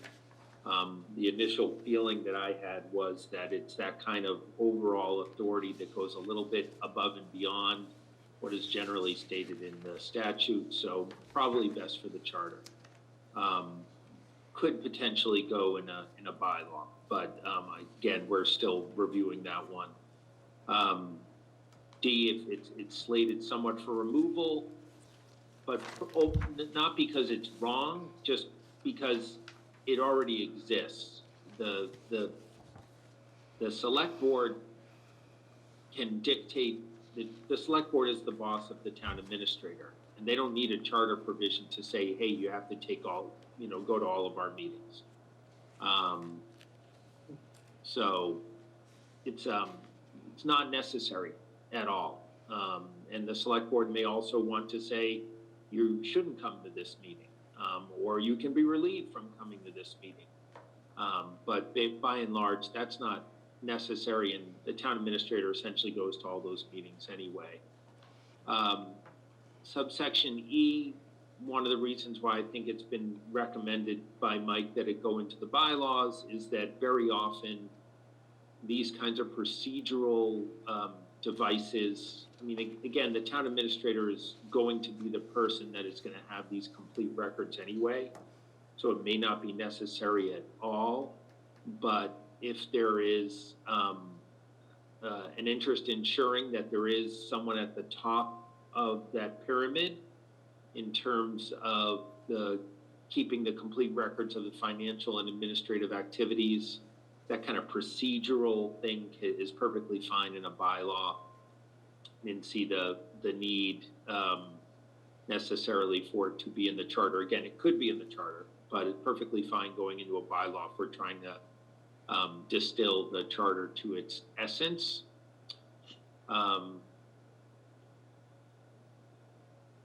So F, it kind of falls into that same category of kind of restating and reciting kind of what the understood role of the town administrator is under statutes anyway. And that is that the town administrator serves to keep the select board fully informed of and other elected officials of what's going on in town, and to kind of advance policy initiatives.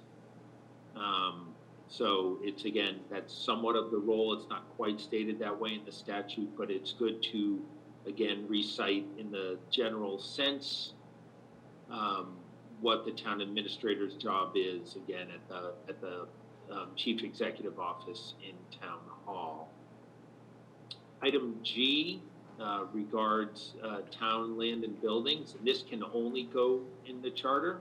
By law, the authority over repair use of all town and buildings that generally would fall under the select board, with the exception of school buildings and a few other assorted buildings. That generally is only the select board, and the town administrator could only act at the will of the select board. This gives some more day-to-day authority of the town administrator to develop policies and to dictate maintenance, repair, and use of town land and buildings.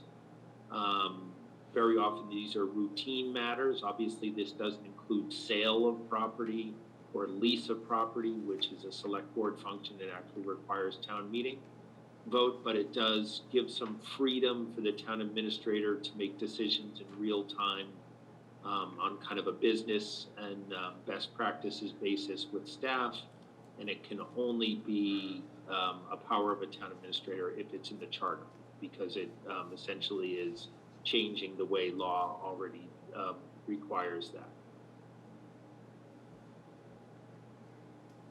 So H could potentially, it kind of gives the town administrator the first shot at developing an operating budget for the town. It doesn't take away the authority of the FinCom, but it essentially states that in terms of the budget that the select board would be considering, in the first instance, it sets that authority with the town administrator and authorizes them to do this work, and including the capital improvement plan.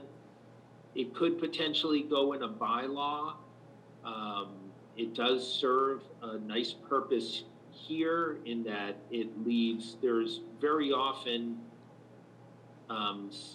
some disagreement as to what budget is the first budget that's presented, or how does town meeting consider a budget when the select board favors a budget and the FinCom favors a budget, and there could be some difference of opinion, or who is responsible for getting that out the door?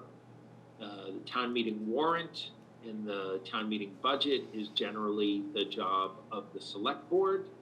And while it is commonly understood that the town administrator will work for the select board in developing a budget, this leaves nothing to question and asserts that it is the town administrator that will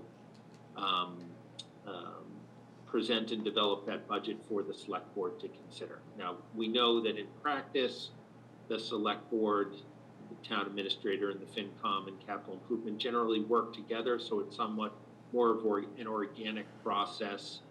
But ultimately, it's the job of the select board to present a budget in a town meeting article, again, with the recommendation of the FinCom, but it is the select board's annual operating budget, and this defines more clearly that it is the town administrator that's going to present that. It's probably best that it goes in the charter, and that it doesn't really amend the law, but it does kind of refine exactly what the order of things are. Item I is something that we're also looking at. It could potentially be a bylaw item, but we're also looking at it. Kate from my office, who handles the labor work for the town, is going to take a closer look at that. I think it's probably best in whatever form we decide it should be in the charter, because it is, again, creating a position at the top of the negotiation authority in the town administrator. Jay, we felt is comfortable going in the bylaws. Many towns designate their chief procurement officer in the bylaws. I don't care if it's in the charter, but it could just as easily go in the bylaw. It is important for a town to designate who their chief procurement officer is, and give them the authority to appoint assistant procurement officers. But we're not concerned if it's just in a bylaw.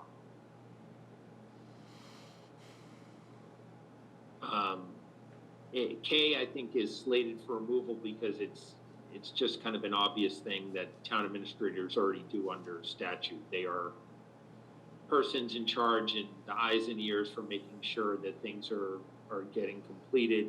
We don't need a charter or a bylaw provision for that purpose. L is very often, it's essentially allowing the town administrator to be the gatekeeper for litigation, and that is very typical for a bylaw. Again, could be in the charter, but very typical for a bylaw. It does not give the authority to the town administrator to make binding decisions as to that litigation. If it did that, then I would say it should be in the charter, but it's really just allowing, stating that the town administrator is the gatekeeper. Now, with some of these, it is a policy question for the town as to whether or not you want two parallel tracks that both list authority for the town administrator. It's not entirely unprecedented that happened, but you're going to have to consider, once you develop the slates of both these, as to whether or not it's awkward for the person who may be wishing to see where the authority of the town administrator lies, if it's in one set of law or two sets of law. So you're setting up a process where kind of the lesser component is in the bylaws and some the more weighty ones, so to speak, are in the charter. That's perfectly fine. I just think you're going to have to be mindful at the end of the day of how the ease of use of both of those. So again, when I say it can be in both, some things in both, then you could leave it in the charter. You could go to the bylaws if you like, or some of these you could probably leave out, as I've already suggested, and as is noted with some of them slated for deletion. M, we're taking a little bit of a closer look at, but we believe that would be fine in the bylaws generally. N is, again, something that I think is commonly understood to the extent it's necessary for anyone or helpful to anyone to know that the town administrator is always going to be at town meeting. It is somewhat harmless, but it's perfectly fine to be in the bylaws. So let's see. O. So this one was a little curious. We decided to delete the second sentence there was better for, so coordination is essentially something that a town administrator does. The fact that it states that it is the town administrator that we're going to look to for that coordination is somewhat helpful, because it doesn't always say in every statute who is going to try and get these powers together. Again, it's not strictly required for a charter, but again, it's a helpful reminder that it's the town administrator if there's any uncertainty as to who is going to be doing these things, that is the town administrator. We thought that the second sentence was somewhat concerning, because the town administrator can't have the authority necessarily to require elected persons to meet with him at reasonable times. I think we can say that he can ask, but if I'm an elected board, school committee, or whatever elected board, and the town administrator summoned me, and we didn't want to meet with them, we wouldn't have to, and they can't compel it under law. So there'd be somewhat of a conflict with general authority there as it applies to elected. For appointed boards, it might be a little bit different.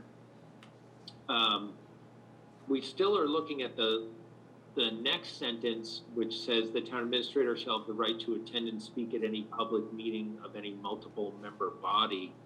So that does exceed what anyone would, obviously anyone, including the town administrator, can attend any open meeting, open public, as opposed to executive session of any multiple member body. But if it's not a hearing, a person generally does not have the authority to speak at that meeting. This essentially states that over and above what is allowed in the open meeting law, the town administrator can speak at any board's meeting. So that's a power that doesn't exist under law. If we want, say, the zoning board is discussing outside of a public hearing, a project or a zoning bylaw, again, not a hearing, they don't have to take public comment at all. But what this guarantees the town administrator is the right to speak at that proceeding, and that doesn't exist under law. So if you want to provide that right to the town administrator, then it would have to be by charter.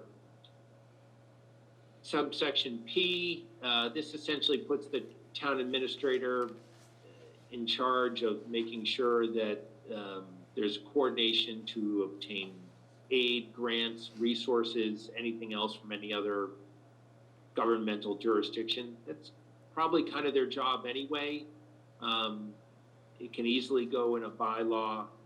It probably doesn't have to be stated at all, because the town administrator is the chief executive and can either do those things themselves or delegate to other officials who may be working out of specific areas of expertise. Q is required. Under the law, the select board is required to approve all payroll and expense warrants for payment of town funds, and that happens at some part of every select board meeting. It can be a tedious task. The law allows the select board to delegate that to one designee of the select board. It does not allow the select board to delegate that to an employee, such as the town administrator. So this essentially gives the town administrator that authority, which many towns do because of the administrative convenience and paying bills on time. The town administrator can take care of this in between sessions of the select board and keep the trains running on time. And the select board does not have to get involved in the routine payment of the town's bills.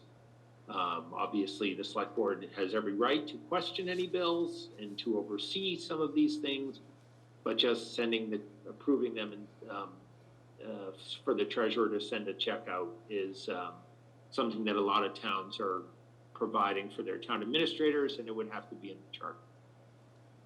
Hey, can I interrupt you for just one quick second? Is that you, Sure. Doug? So, I mean, you sort of gone through a lot of these things and provided excellent detail on these, and I'm trying to, I guess, simplify in my own mind the process here in terms of, you know, what's in, what's out, what's being moved to the bylaw versus the charter review. And it seems to me that, and correct me if I'm wrong, the simplest way of looking at this is that anything that conveys a right or authority on the TA that isn't already expressly part of the job description should be should be in the charter. But those things that basically are, for lack of a better explanation, sort of details on explanation of duties and responsibilities and things like that, more appropriately are for a bylaw, the TA bylaw. So I wouldn't, certainly on your first point, should be in the charter is true for things that are essentially outlining duties that may not be explained in the very brief town administrator statute under which the town administrator gets their duties. That should be in the charter. I don't want to say it's appropriate for the other things to go in the bylaw, or more appropriate, I guess I should say. They could go in either. There are certain things that it's not necessary, doesn't necessarily go in both directions, in other words. Right. So you can keep it all in one place in the charter, even if it's just a recitation of a simple duty. You don't have to put anything in the bylaw. And there are some things in here, again, that the town administrator does anyway, whether there's a bylaw or a charter provision that could either go in the bylaw or not go anywhere and not be considered because it's already commonly understood that they have that duty, or the select board could just dictate those tasks. So I'm not suggesting in any way that this needs to be divided up into bylaw and charter provisions. But essentially, that's what the select board is proposing to do by pulling out these pieces that are in the yellow and creating a town administrator bylaw. I think, in fairness, and Mike can answer this, or Pete can answer this better, I think what the select board was being is responsive to some concerns as to whether or not there was too much detail here, and could the charter be distilled more to its essence, and if there were things that were more fine detail that we may want to change in the future, it's always easier to change a bylaw than it is a charter provision. So what would we want to put in a bylaw so that we can be more flexible there? So That's actually what I was thinking, is that if you create a TA bylaw, you put some things in there down the road. If there's some changes you want to make or additions or whatever, it's easier to do that than it is through the charter. Doug, provision. so that's exactly the essence of what we discussed last week, was that the process to make a charter change, as you likely know, was described to us as having, to take 5 to 10 years, so a long process. And we felt that some of the things in here, especially the, not necessarily minutia, but the very detailed things, potentially tied the hands of the select board if they wanted to make changes. Contrary to that, though, and so that's the feedback we provided, and I'm grateful that the select board considered it and have proposed these changes that we're going through. Simultaneously, however, one of the feedback points that I got from one of the select board members was that the flip side of that coin is that if the select board members change, say, under the current construct, change there's a new select board member every year, 3-year terms, what have you, that more things you put on bylaw, potentially you could be causing there to be changes to the roles and duties of the TA every year, because you may have a select board member who views it differently, and that becomes a priority or an interest of theirs that they take on. They want to see something changed, that could be on their agenda. So there's definitely things that you would want to have in the charter so that they're a little bit more stable than what you could get for different personalities or different agendas. So it's a balance. Yeah, and let me respond to that too. So, and it can be a delicate balance too. So I think you have to think of it. If there are things that you want to stand the test of time, that you don't want politics to get in the way of, for example, you would want to probably keep them in something that's harder to change, like the charter. If there are things that fit better in the bylaws or that may need fine tuning and tweaking from time to time, bylaw is a good place for it too. The other element of it is that the select board hires town administrators, and can fire town administrators, and when they choose to do it, they may negotiate other tasks. Now, they can't negotiate a task that is in conflict with the charter, but if there's some leeway or play in things, we don't have to describe every single job and task of the town administrator necessarily, because the select board is entitled to have a town administrator that, as long as you have a town administrator form of government, to have a town administrator that is essentially doing the things that they want to do. The accountability for that is elect different select board members. So, there's those kind of 3 forms of governance over the town administrator's duties. So you can there's a bit of a hierarchy there and a need for flexibility that you don't want to do everything and deprive the select board entirely of their ability to have the employee work in the way they want them to do. But there are, and on the other end of the spectrum, there's things you always want them to do, and then there's the stuff in between that perhaps could be changed periodically as the situation's modernized, and that would be the bylaw stuff, I suppose. Ms. Boyardi. I'm sorry, I thought last week we discussed eliminating this altogether because it was a job description. So wouldn't it not be beneficial to just do this as opposed to putting part of the charter, doing this whole thing as a bylaw, so that if it did need to be changed, it could be changed? Because once it's in the charters, as we discussed last week, it's law and it can't be changed look how long it took for the charter to be reviewed and redone. So I'm a little confused as to how this ended up happening from the discussion we had from last week.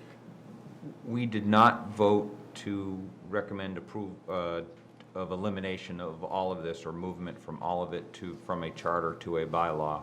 We gave generic feedback that basically said that it read more as a job description, and we were concerned with, as I just said, having many things in there that were not, No, I understand what you said. it would tie the hands of the select board. And we didn't give specific language as to things that we felt should be changed. I would just tell you that I did listen in and spoke a few times at the select board meeting today. I felt that the select board made an earnest attempt to take our feedback and make changes in collaboration with the feedback that we gave them. Ultimately, it's their authority to craft the warrant that they want. And it's up to us to recommend approval or disapproval of it, not necessarily, I mean, we could keep going back and forth on this. No, I'm just clarifying. I thought, I was under the impression last week that the discussion was that this was too much of a job description and that we were going to try and apparently that's what's been done by changing some of it to bylaws and some of it to being in the charter. But I wasn't under that impression, so that's all. Okay. Jay, Anyone else under that same impression as I, that it was?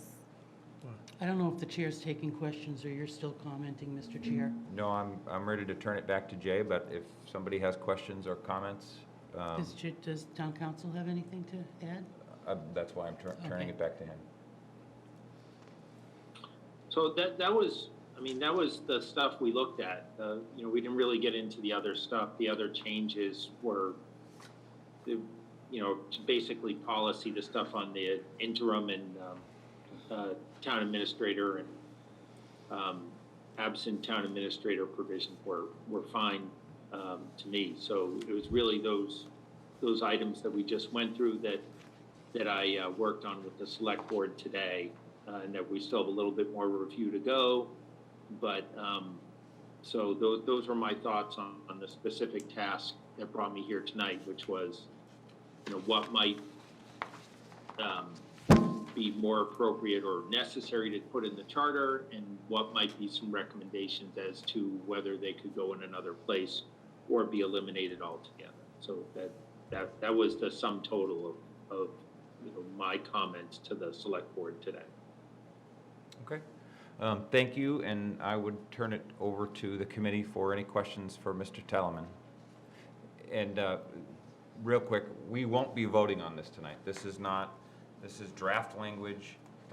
We don't know what the text of Article 9 will look like, likely until next week after their Tuesday meeting. So I would expect that we'll be reviewing this again on our Wednesday meeting and have a lengthy discussion and likely vote on it then. So, but if anybody has any questions for Mr. Telemann while he's here, Mr. Stedman. So my understanding of this is there are provisions in here that by statute would be the responsibility of the select board, and this document enumerates several of those they specifically want to delegate and give that power to the town administrator. Is that correct? That's right. And Okay. because if That you makes didn't sense. do it by charter, you couldn't do it at all. Okay. Right. Mr. Chair, if I might. You may. Council, there's been a lot of discussion about a town charter. I heard revising a town charter, I heard last week that it could only be done every 7 to 10 years. Is there any provision that requires that, or could a town approach the legislature as needed? So it can be done 10 times a year. Thank you. If it's certainly by the special act process. Obviously, you have another charter provision that requires every amendment to the charter to go to the ballot too. So ostensibly, it's only going to happen once a year at most, but you could consider at every single town meeting a special act. So there's two ways to amend a charter. The first is through a special act of the legislature, kind of a one-stop. In Millis's case, 2 stops, because you also need the ballot question, or a more formal process through the creation of a charter commission, which goes through multiple layers of review and then presents a charter. So that process takes longer. Your charter does, I believe, recommend review at least every so often, but that doesn't mean that there couldn't be interim changes. For example, for example, the law could change drastically on some matter of municipal governance, where you would want to change the charter quickly to adapt to that. Or circumstances could change where you might want to rethink the way you're doing. A lot of towns coming out of COVID are realizing that the way they do business, it doesn't work so well sometimes. So they are changing their charters this year to react to kind of the new normal as to how we think of these things, these meetings, everything else. So we're seeing a fair bit of it. So, I think the answer to that, Kathy, is that the formal way really would only happen once every several years, but there's nothing preventing the town from essentially changing the charter whenever they feel it's required to do so by a special act. Towns don't do it that often because it's still a heavy lift, but there's nothing preventing. Thank you, very important. I seem to read, Counselor, in this warrant article, a lot of what's listed in here is already state statute. You're just reiterating what the Commonwealth requires. Not all of them, but I've sensed a few that you had mentioned, well, the state statute requires this anyway, so we could leave it in or take it out. Yeah, so yes and no. So here's the way I would look at that, is that some of the things that I mentioned there, the town administrator can already do, whether or not you have a charter provision or a bylaw provision. So I noted where some of those were. The exact language that is in the charter isn't really listed, or in the proposed charter provisions, it isn't really listed in the state statute, but the way we've interpreted it as the town administrator essentially having the authority of day-to-day administration, you don't really have to say these things.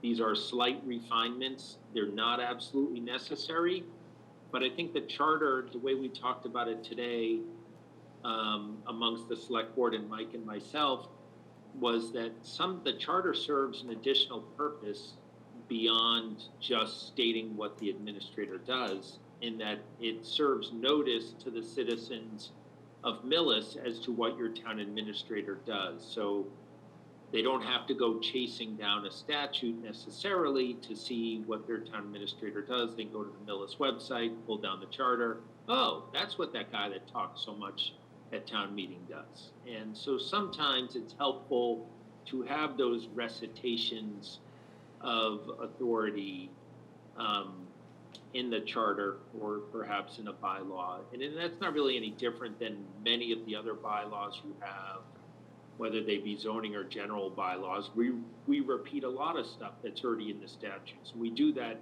not for ourselves, but for the people that are going to have to use those bylaws to understand how they do business with the town or business in the town. If I may also, it's safe to say there are other communities in the Commonwealth that do not have the town administrator job description within its charter. Well, a lot of towns don't have a charter.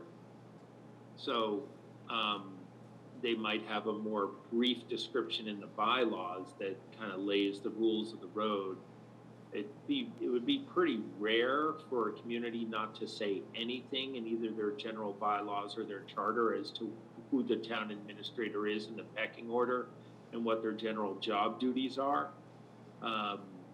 But it's ostensibly possible for a town to essentially adopt a town administrator form of government and not really include much, if anything, in their bylaws or their charter as to what the duties of that person is. A very generic form of town administrator, form of government, enough is said in the statutes to get you through. Here, over the years, there's been an effort, A, you have a charter, but B, there's been an effort to enhance, in some respects, the authority of the town administrator to make the day-to-day administration of the town a little bit easier and a little bit more kind of real-time efficient.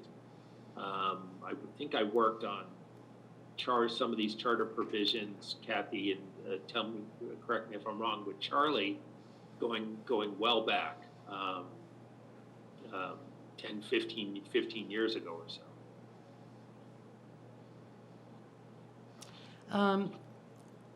I've seen on some of the town websites, Jay, about the job descriptions are posted, finance director, town administrator, police, fire chief, the directors.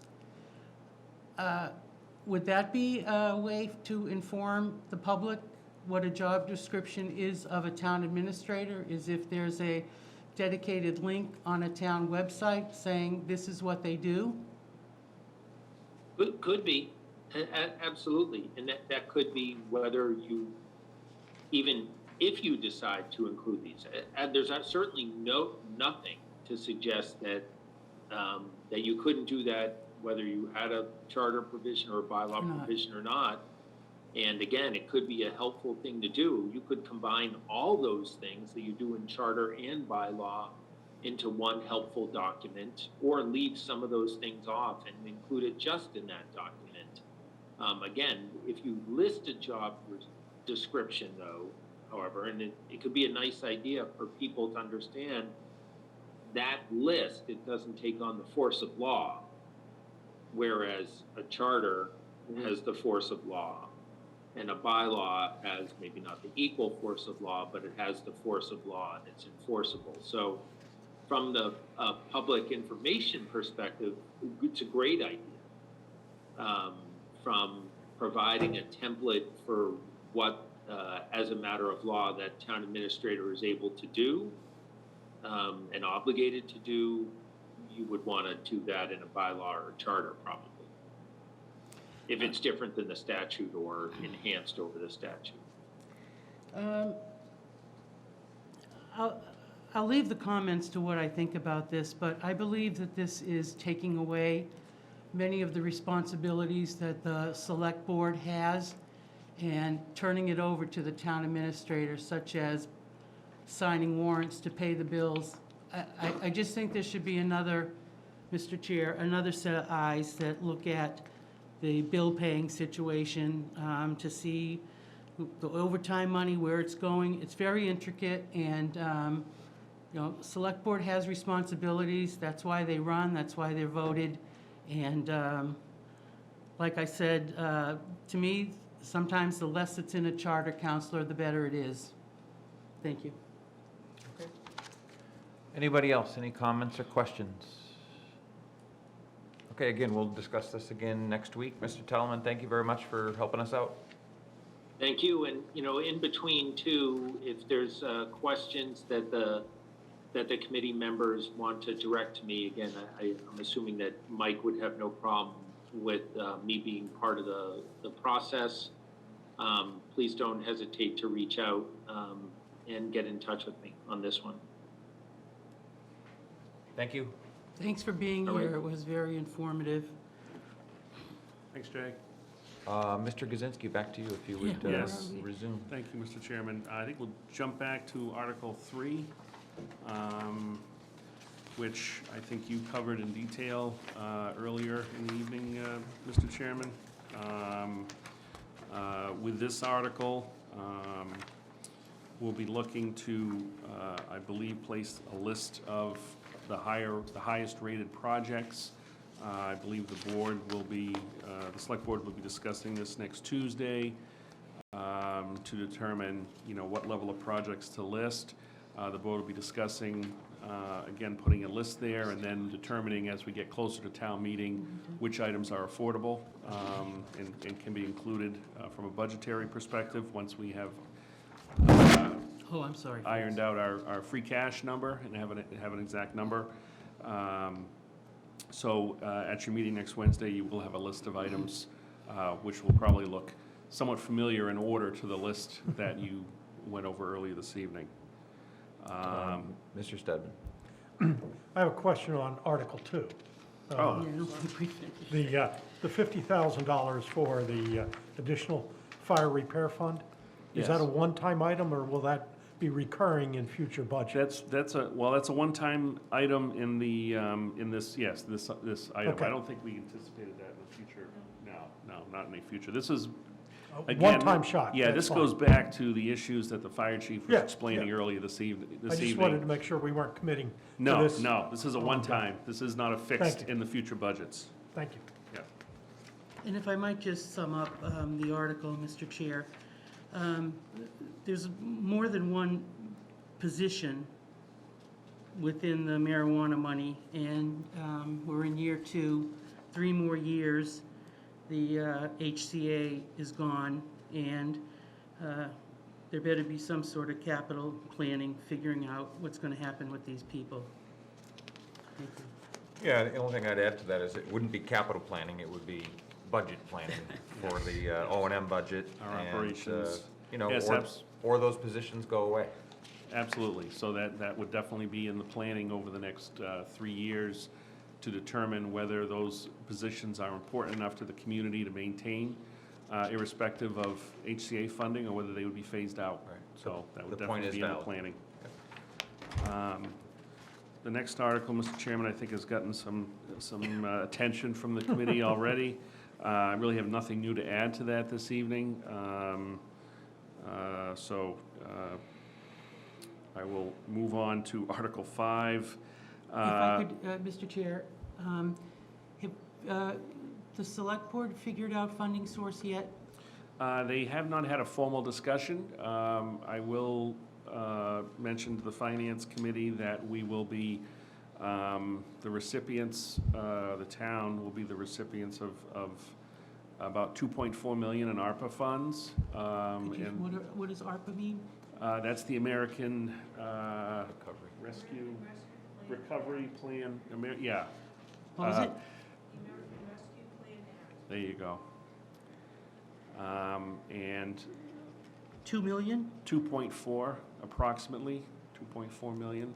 Isn't in that funds. further subdivided to 1.8 and 0.6? There's two pieces, yes, there's two pieces to that. One is a direct payment to the town, and the other will be coming through Norfolk County.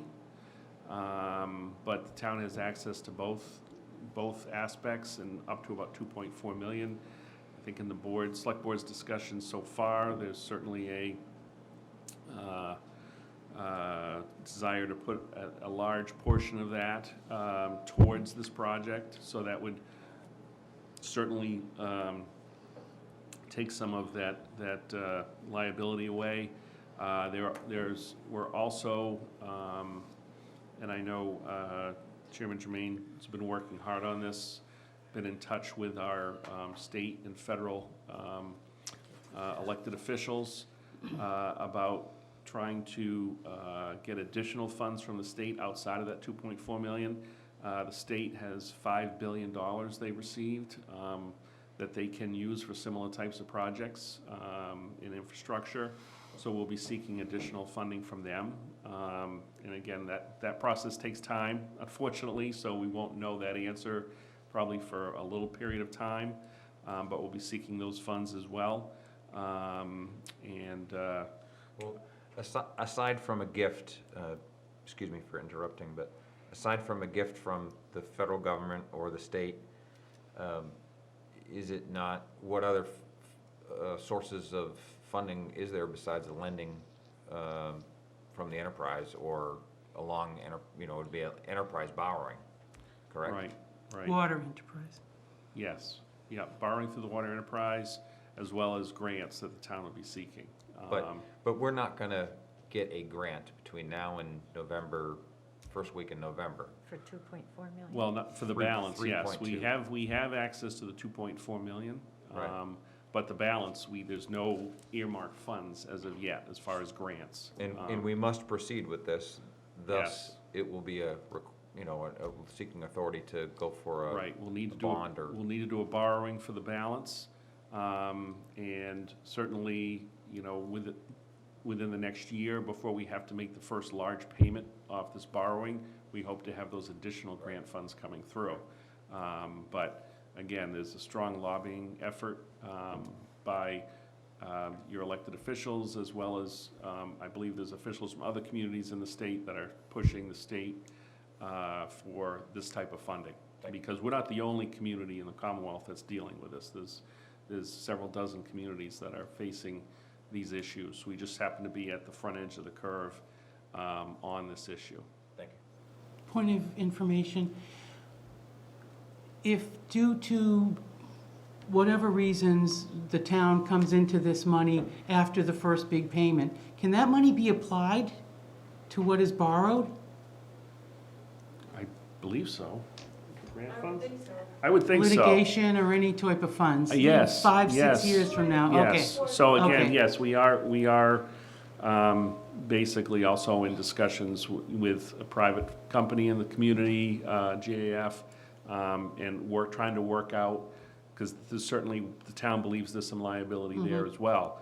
So we are following up on every avenue in order to capture funds to pay for this PFAS filtration plant. So in essence, Mr. Chair, the town could pay for this override and then get reimbursed down the road, rather than just falling on the shoulders of the enterprise fund.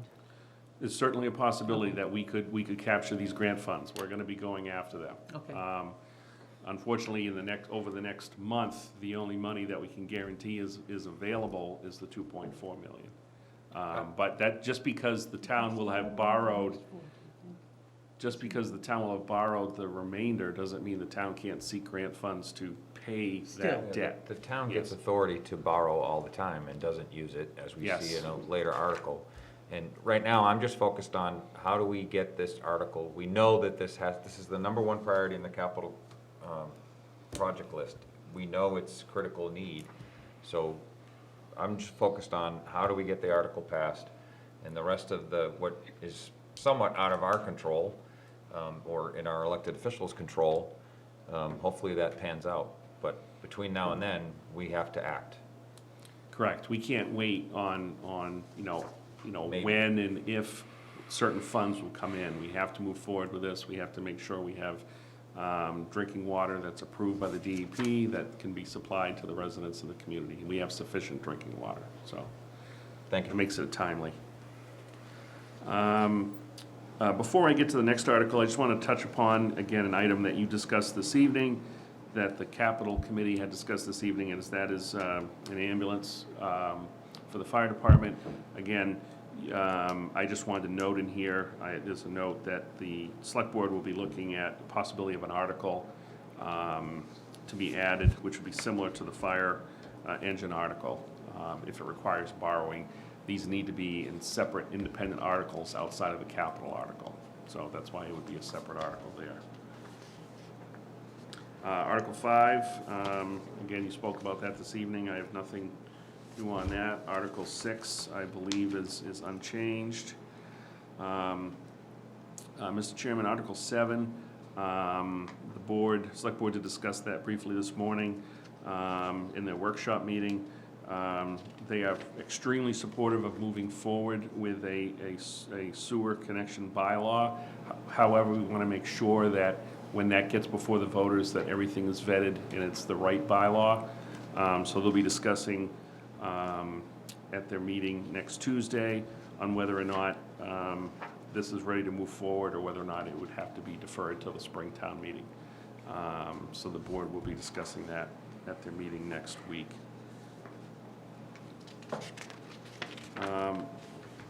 Article 8, I believe you discussed early this evening with Mr. McVeigh. Article 9, we already discussed.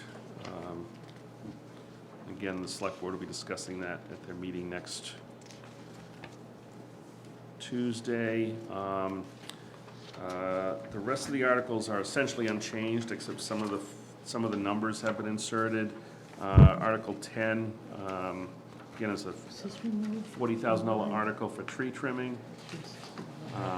That's in there. Article 11, I think we reviewed already, that's unchanged, that's the snow and ice deficit. Article 12 is to transfer funds to the unemployment account of $25,000 in funds. Article 13 is unchanged. That's the article for the OPEB actuarial study. Article 14 is, again, it's to establish a workers' compensation claims reserve fund, and perhaps transfer a sum of money into that account. Again, some of that depends on the available free cash, so we do need to wait to see on that. And Article 15, again, is unchanged. That's the rescinding of approved but unissued debt, and that's unchanged. So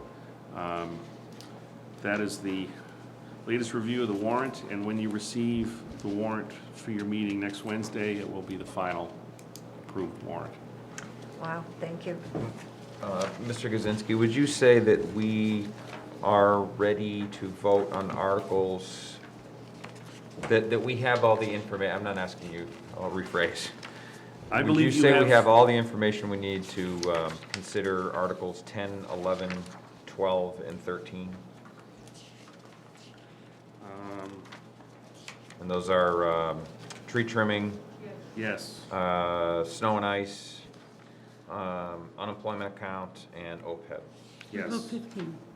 15, Yes, I would say you have Yep, and enough for 15. 15 as well. but not 14. What about 6? And Which 6. was- Senior which warrant was- write-off. For yes, seniors? I believe we do. Yes, I believe you have everything that we have for we'll have for Article 6. I mean, this is low-hanging fruit. Not to, Unpaid pardon the bills. expression, but Mr. Chair, could I move that we agree on the senior work program to go What are from we starting to vote now, or is- 13.5 to 15? 6. That's Article 6. See, the senior tax work program. Can I get a second? Second. So it's been moved and, hold on one second, pardon me. Excuse me, we can't kind of hear you. Yep, okay, sorry Deirdre. So it's been moved and seconded that we're gonna consider Article 6, but before I do that, I'm just putting a pause because I want to make sure whether or not I can let Ms. Johnston and Mr. Kaczynski go. And I believe that I can. So, thank you very much. Thank you. I didn't want to keep you longer than necessary. Thank you, it's been a fun Thank day. you. Have a nice evening. Drive Thanks, you too. safely. Okay, so Article 6, it's been moved and seconded that the committee vote to approve increasing the senior tax work program amount from $1,350 each year to $1,500 each year. Discussion.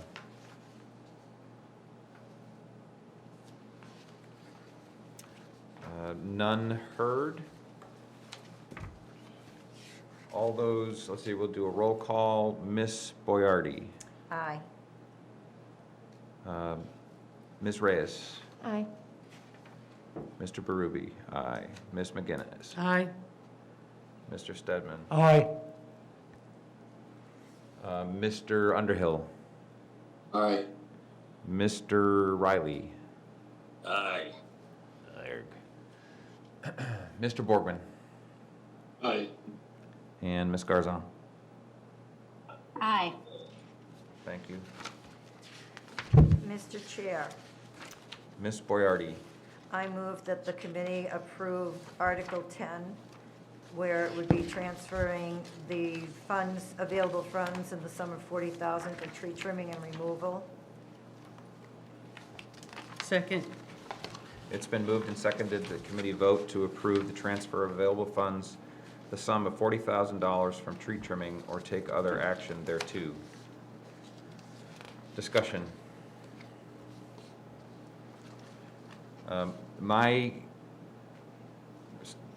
At risk of sounding like a broken record, my concern with this is that we continue to spend money on cutting down trees in town, which I'm not saying that's not needed at all. I'm just saying that there are other priorities such as sidewalks in the town. And this will come from free cash. Actually, my comment would be that we would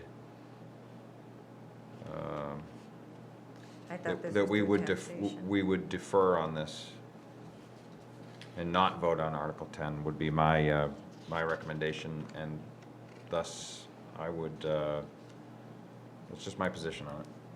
I'd like to see what the select board does with putting some funds for sidewalks in town before I vote for this. Any other discussion? Mr. Chair, I believe there is a sidewalk committee, and I would hope that the committee would at some point convene and have a master plan of, I think there already is one, must need to be updated, and rather than asking for an arbitrary amount of money, to seek out the funds that are, that would be needed for it.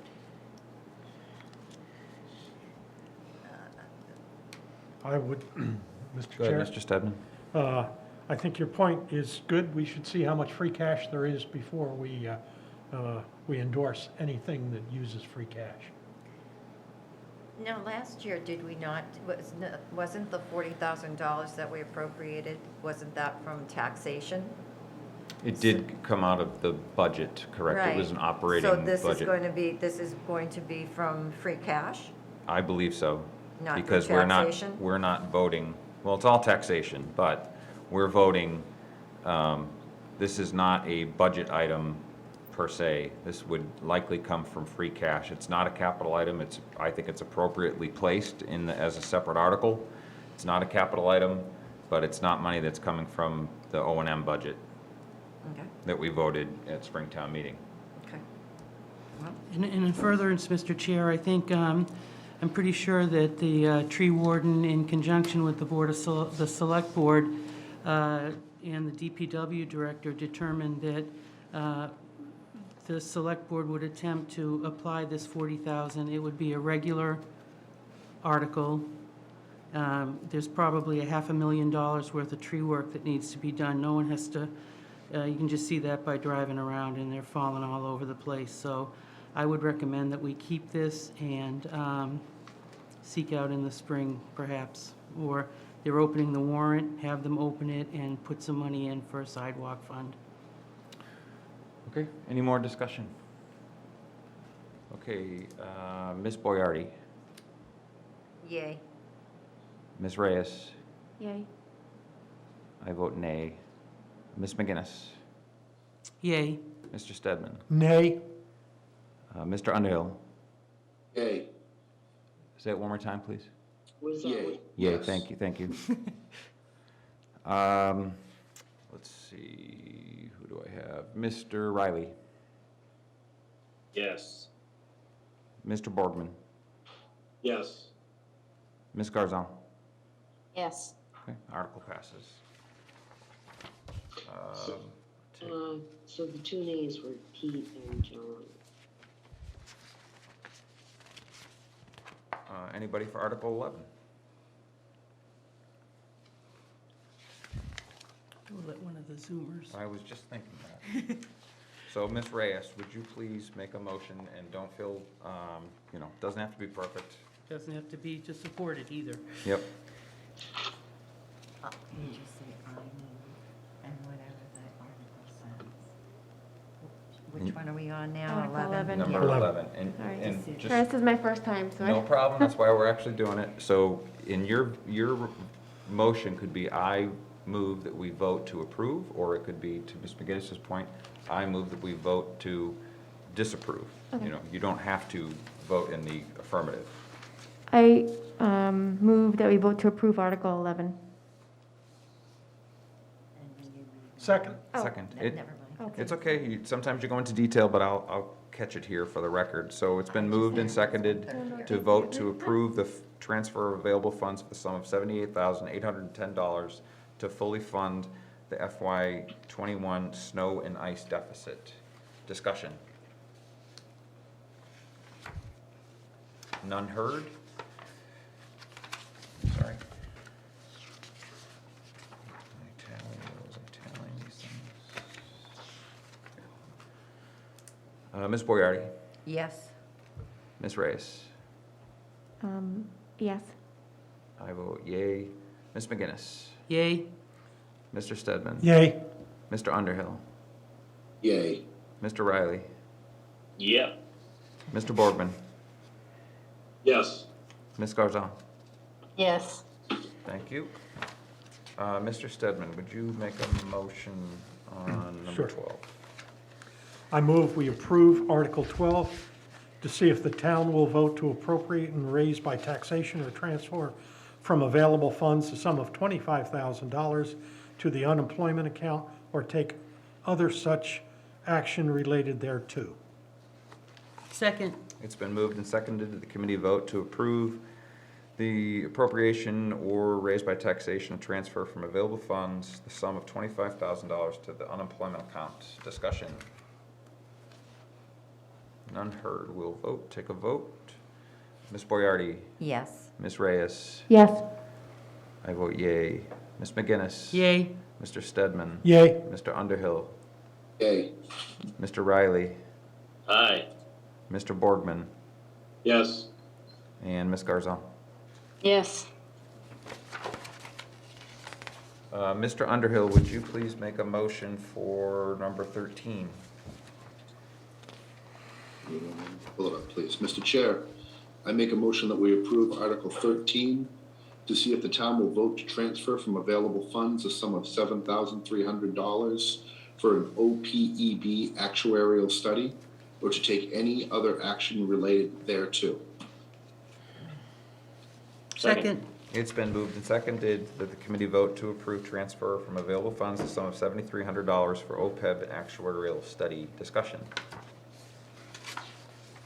Is this our first time for a study? I'm sorry? Is this our first time? for a No, study? this is a This is repeat. ongoing, isn't it? This is a Okay. annual or semi-annual, and actually I'll defer to Jody. She's the most Historian. knowledgeable historian on this, on OPEB. How often do we do the actuarial study?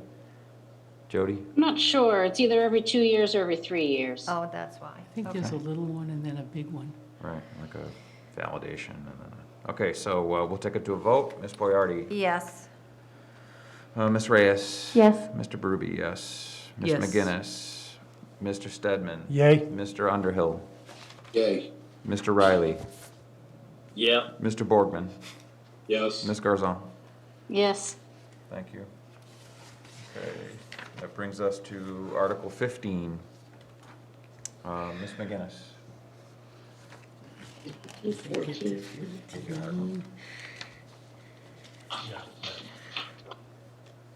Mr. Chair, I vote that the Finance Committee does recommend Article 15 to see if the town will vote to rescind the following approved but unissued debt authorizations. Should it be as outlined or should I state them? Yes, as outlined. That's fine. As I'll go outlined over. in Article 15. Second. Okay, it's been moved and seconded that we vote to approve rescission of the following unissued debt authorizations. $96,000 for Article 33 in the Springtown meeting of 14, $28,000 for Article 25 in the Springtown meeting of 2016, and $11,800 for Article 29 at the Springtown meeting for 2013. Discussion. None heard. We'll take it to a vote. Ms. Boyardi? Yes. Ms. Reyes? Yes. Mr. Berube, yes. Ms. McGinnis? Yay? Mr. Stedman? Yay. Mr. Underhill? Yay. Ms. Garzon? Yes. Mr. Borgman? Yes. Mr. Riley? Yes. All right, thank you, everybody. Okay, so one other note, actually maybe a couple items of discussion. So back on Article 9, the Select Board had a number of discussions along the lines of how they would proceed with Article 9 in terms of the changes, whether they would do, they asked for some guidance from Mr. Tellman in terms of how is the best way to, you know, whether it's packaged it, a la carte it, you know, in a la carte mode. And essentially it came down to, it was a similar discussion as to what we had last week. And a lot of it's going to end up being at the discretion of the town moderator.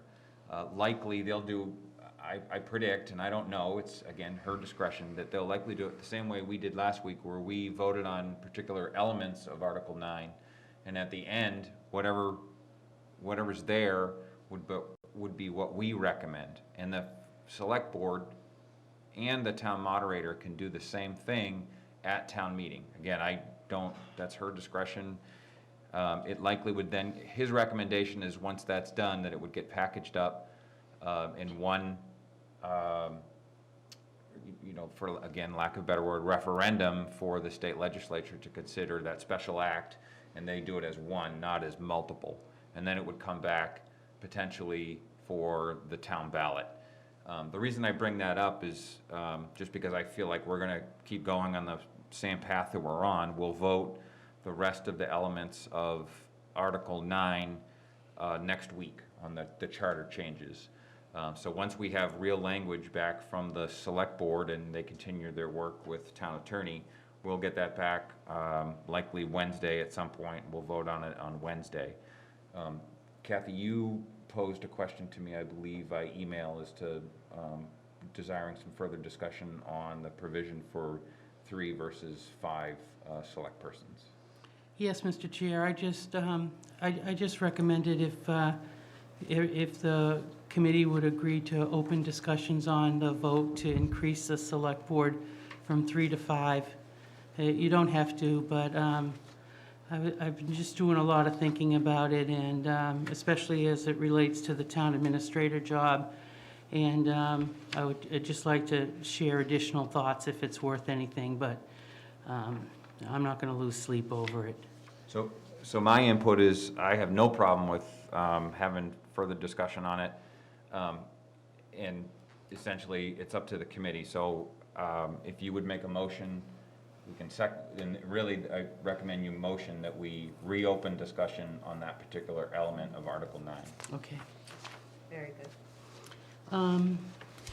Let me find it first, Mr. Chair. It's not in this one. It's in the original one. But again, just make a motion to I got it. rediscuss or reopen discussion on Article element 3-1. Mr. Chairman, I'd like to make a motion that the board open up discussion on its vote to support Article 9, Section 3.1, 3-1, Board of Selectmen, or Select Board composition. Second. Okay, so it's been moved and seconded that we reopen discussion on Article 3-1, Board of Selectmen composition. Any discussion as to whether we reopen discussion? Yes, I feel we should. Okay. Okay, take it to a vote. Ms. Boyardi? I feel that there should be, are you asking? I'm asking you to vote. Yes. Ms. Reyes? Yes. Mr. Berube? Yes. Ms. McGinnis? Yes, please. Mr. Stedman? Yes. Mr. Underhill? Yes. Ms. Garzon? No. Mr. Riley? No. Mr. Borgman? Yes. So we will, the motion passes, we will reopen discussion on Article 3-1. The floor is yours. Thank you, Mr. Chair, and thank you for giving me a few minutes. I spent a lot of time thinking about this, and I was a one-term selectman, and I feel that increasing the board from 3 to 5 is not going to improve the quality of the work from the board. I'm just really nervous about talking about this because I am the chair of the Enterprise Committee, which was working on that bylaw, and it was a major impasse. We couldn't get people to meet. We were given in late August this charge to do this and write a bylaw. The only committee that's ever been asked by the Select Board to write a bylaw of this nature which got me to thinking, and it's been discussed for a few years, this town should really consider, instead of increasing the select board from 3 to 5 members, instituting what the town had in the past, which is a water and sewer commissioners, elected positions, a 3-board commission. A lot of the work from the select board, they'll tell you, has to do with water and sewer issues. It's difficult to get a professional into the selectmen to talk about the problems and the issues. And the town would better be served by, instead of having 5 members of the select board, going with a, if you would call it an enterprise commissioners, because you want to get the stormwater in there. It would free up the 3 select board to govern the town in a way that needs to be governed without the intrusion of serious, as we see now, water and sewer issues that are facing, who knows how bad it's going to be in Millis. I'm pretty sure we've got a handle, and that one treatment plant is going to take care of everything, because I'll tell you, our forefathers in building 6 wells in a town of this size, where towns twice the size have 2 wells. And the enterprise, this was all when the enterprise committees were started, these wells were put in. And that we'll be able to remediate the issue on wells 1 and 2, and the other ones can be closed and opened as needed because of the source of the amount of wells that we have. And going from 3 to 5, I think it'll, I see what it would be. I don't see people, 2 other select board members, Mr. Chair, taking on additional work that can't be done now. Perhaps the committee, you know, they should be meeting. I'm not telling people what to do, but just by experience, when you're the governors of a town and the leaders of a town, you should be maybe meeting more often to take care of these issues, and relying on the town administrator in his job description. So the next thing you know, when you've got 5 select board, you're going to need an acting assistant town administrator, because the amount of emails and work that's going to be coming in, when I was thinking about this over the weekend, is going to be too voluminous for our town administrator to handle. So I gave it more thought than I should have, and last week I should have just abstained or requested a week so that I could research this more, but those are my thoughts, and thanks a lot, everyone, for allowing me to speak on this. Okay. I'll just offer up my thoughts on it, and I do support the 5 select person board, or the composition change from 3 to 5. I don't think that the most important thing or benefit from doing that is the ability for those select board members in the future to discuss items the same way that we do in this committee, without having to have a public meeting. You know, they are alone and afraid almost in this, and I think there's a lot of value that would become of that to the town. It doesn't address what you just discussed. I actually think that that's a separate issue, and I don't disagree with you on the commissioners, the utility commissions, or the enterprise commission, and perhaps that happens down the road. But I think that there's definitely a compelling benefit to having some of the duties of the select board distributed a little further than they are amongst the 3 people who, as I understand it, and I 100% believe what they're telling me, is that they're, they were in meetings this morning at 10 o'clock, which I was on, and I don't do that regularly. They asked me to attend it because I wrote them the letter from our last week's meeting, but they were on at 10 o'clock. Some of them were on the CPC meeting today at 5 o'clock or 5:30, and some of them were on this afternoon or this evening with us. That happens regularly, and that's just the within Millis day in the life of a select board member. I think that's secondary to the ability for them to have discussions without actually having official discussions. And I think that's an impediment to them collaborating and sharing ideas and being able to convince each other or compel each other to support something. I just think that that's an important thing. So I don't necessarily disagree with your push for the sewer commission or a water commission, but I do support a 5-member select board. Oh, may I, Mr. Chair? The meetings that were had this week are not on a regular basis. It happens regularly, a week or two, a month. It should have been happening earlier, before town meeting. I just don't see where people are, where the select board is overworked. You run for office for 3 years, you know what you're going to do, you know what your responsibilities are, and the issues that you have, you know, family and neighbors and everything, that's part of the job, and that's what you do. And increasing it should not make a job any easier. And I remember hearing from Jay Talman, and I wish he was here to ask that, you know, you can sit in a meeting and informally talk, but you can't vote or say what you want as a selectman.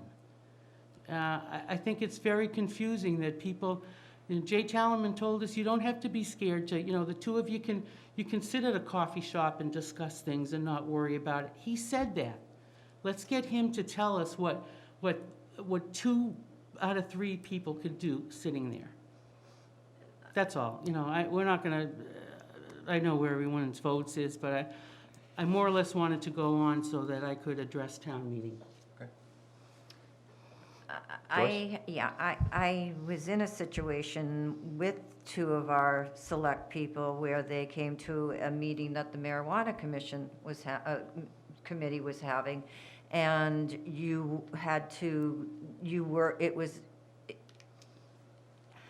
it was difficult because there were 2 people of the board, and it was an official meeting then. It ended up becoming an official meeting for the select board, and it was difficult for conversation. So I was at that. yes, and so my feeling is, if you have the 5 and 2 do show up, you don't have to worry about open meeting laws, and you don't have to worry about the discussion, or if you're stepping on any toes, or you're doing anything that you're not supposed to do. I think it just gives a much more relaxed feeling for the person who's there. I don't disregard what you're saying and what your hopes are to do. I think that's an excellent point, Kathy, and I'm not disputing that at all. But I think a 5-member board of select persons has been long coming. And I do think that, yeah, maybe only a couple weeks or 5 weeks, whatever it is, that becomes very stressful for them. It's still stressful for them. And not everybody handles stress the same way. But it would be nice that if some of it, the plate could be just emptied a little bit and dispersed amongst 5 as opposed to 3. That's all. Okay. Anybody else? Okay, I will take a motion on Article 3 -1, Board of Selectmen composition, please. Yes. I'll take a motion. Oh, I'm sorry. Mr. Chairman, I make a motion that the Finance Committee, in essence, were not supporting the stated article section. Here. I had it right here. Okay. Okay, can I get a second?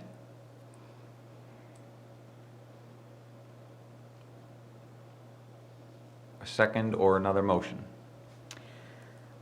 Mr. Chair, I move that we do move for the Board of Selectmen composition to go from 3 board members to 5. I think we already voted, didn't we? No, we have to re-vote it because we opened it up. Oh. Second. Second. It's been moved and seconded that the Finance Committee vote to recommend the language amending the title, amending the Article 3-1 Board of Selectmen composition, which would result in the select board consisting of 5 members. Discussion. Point of order. Yes. Is it appropriate that we are voting on just one part of this article, which is currently being amended. So to my knowledge, that's a good point, but I'll verify.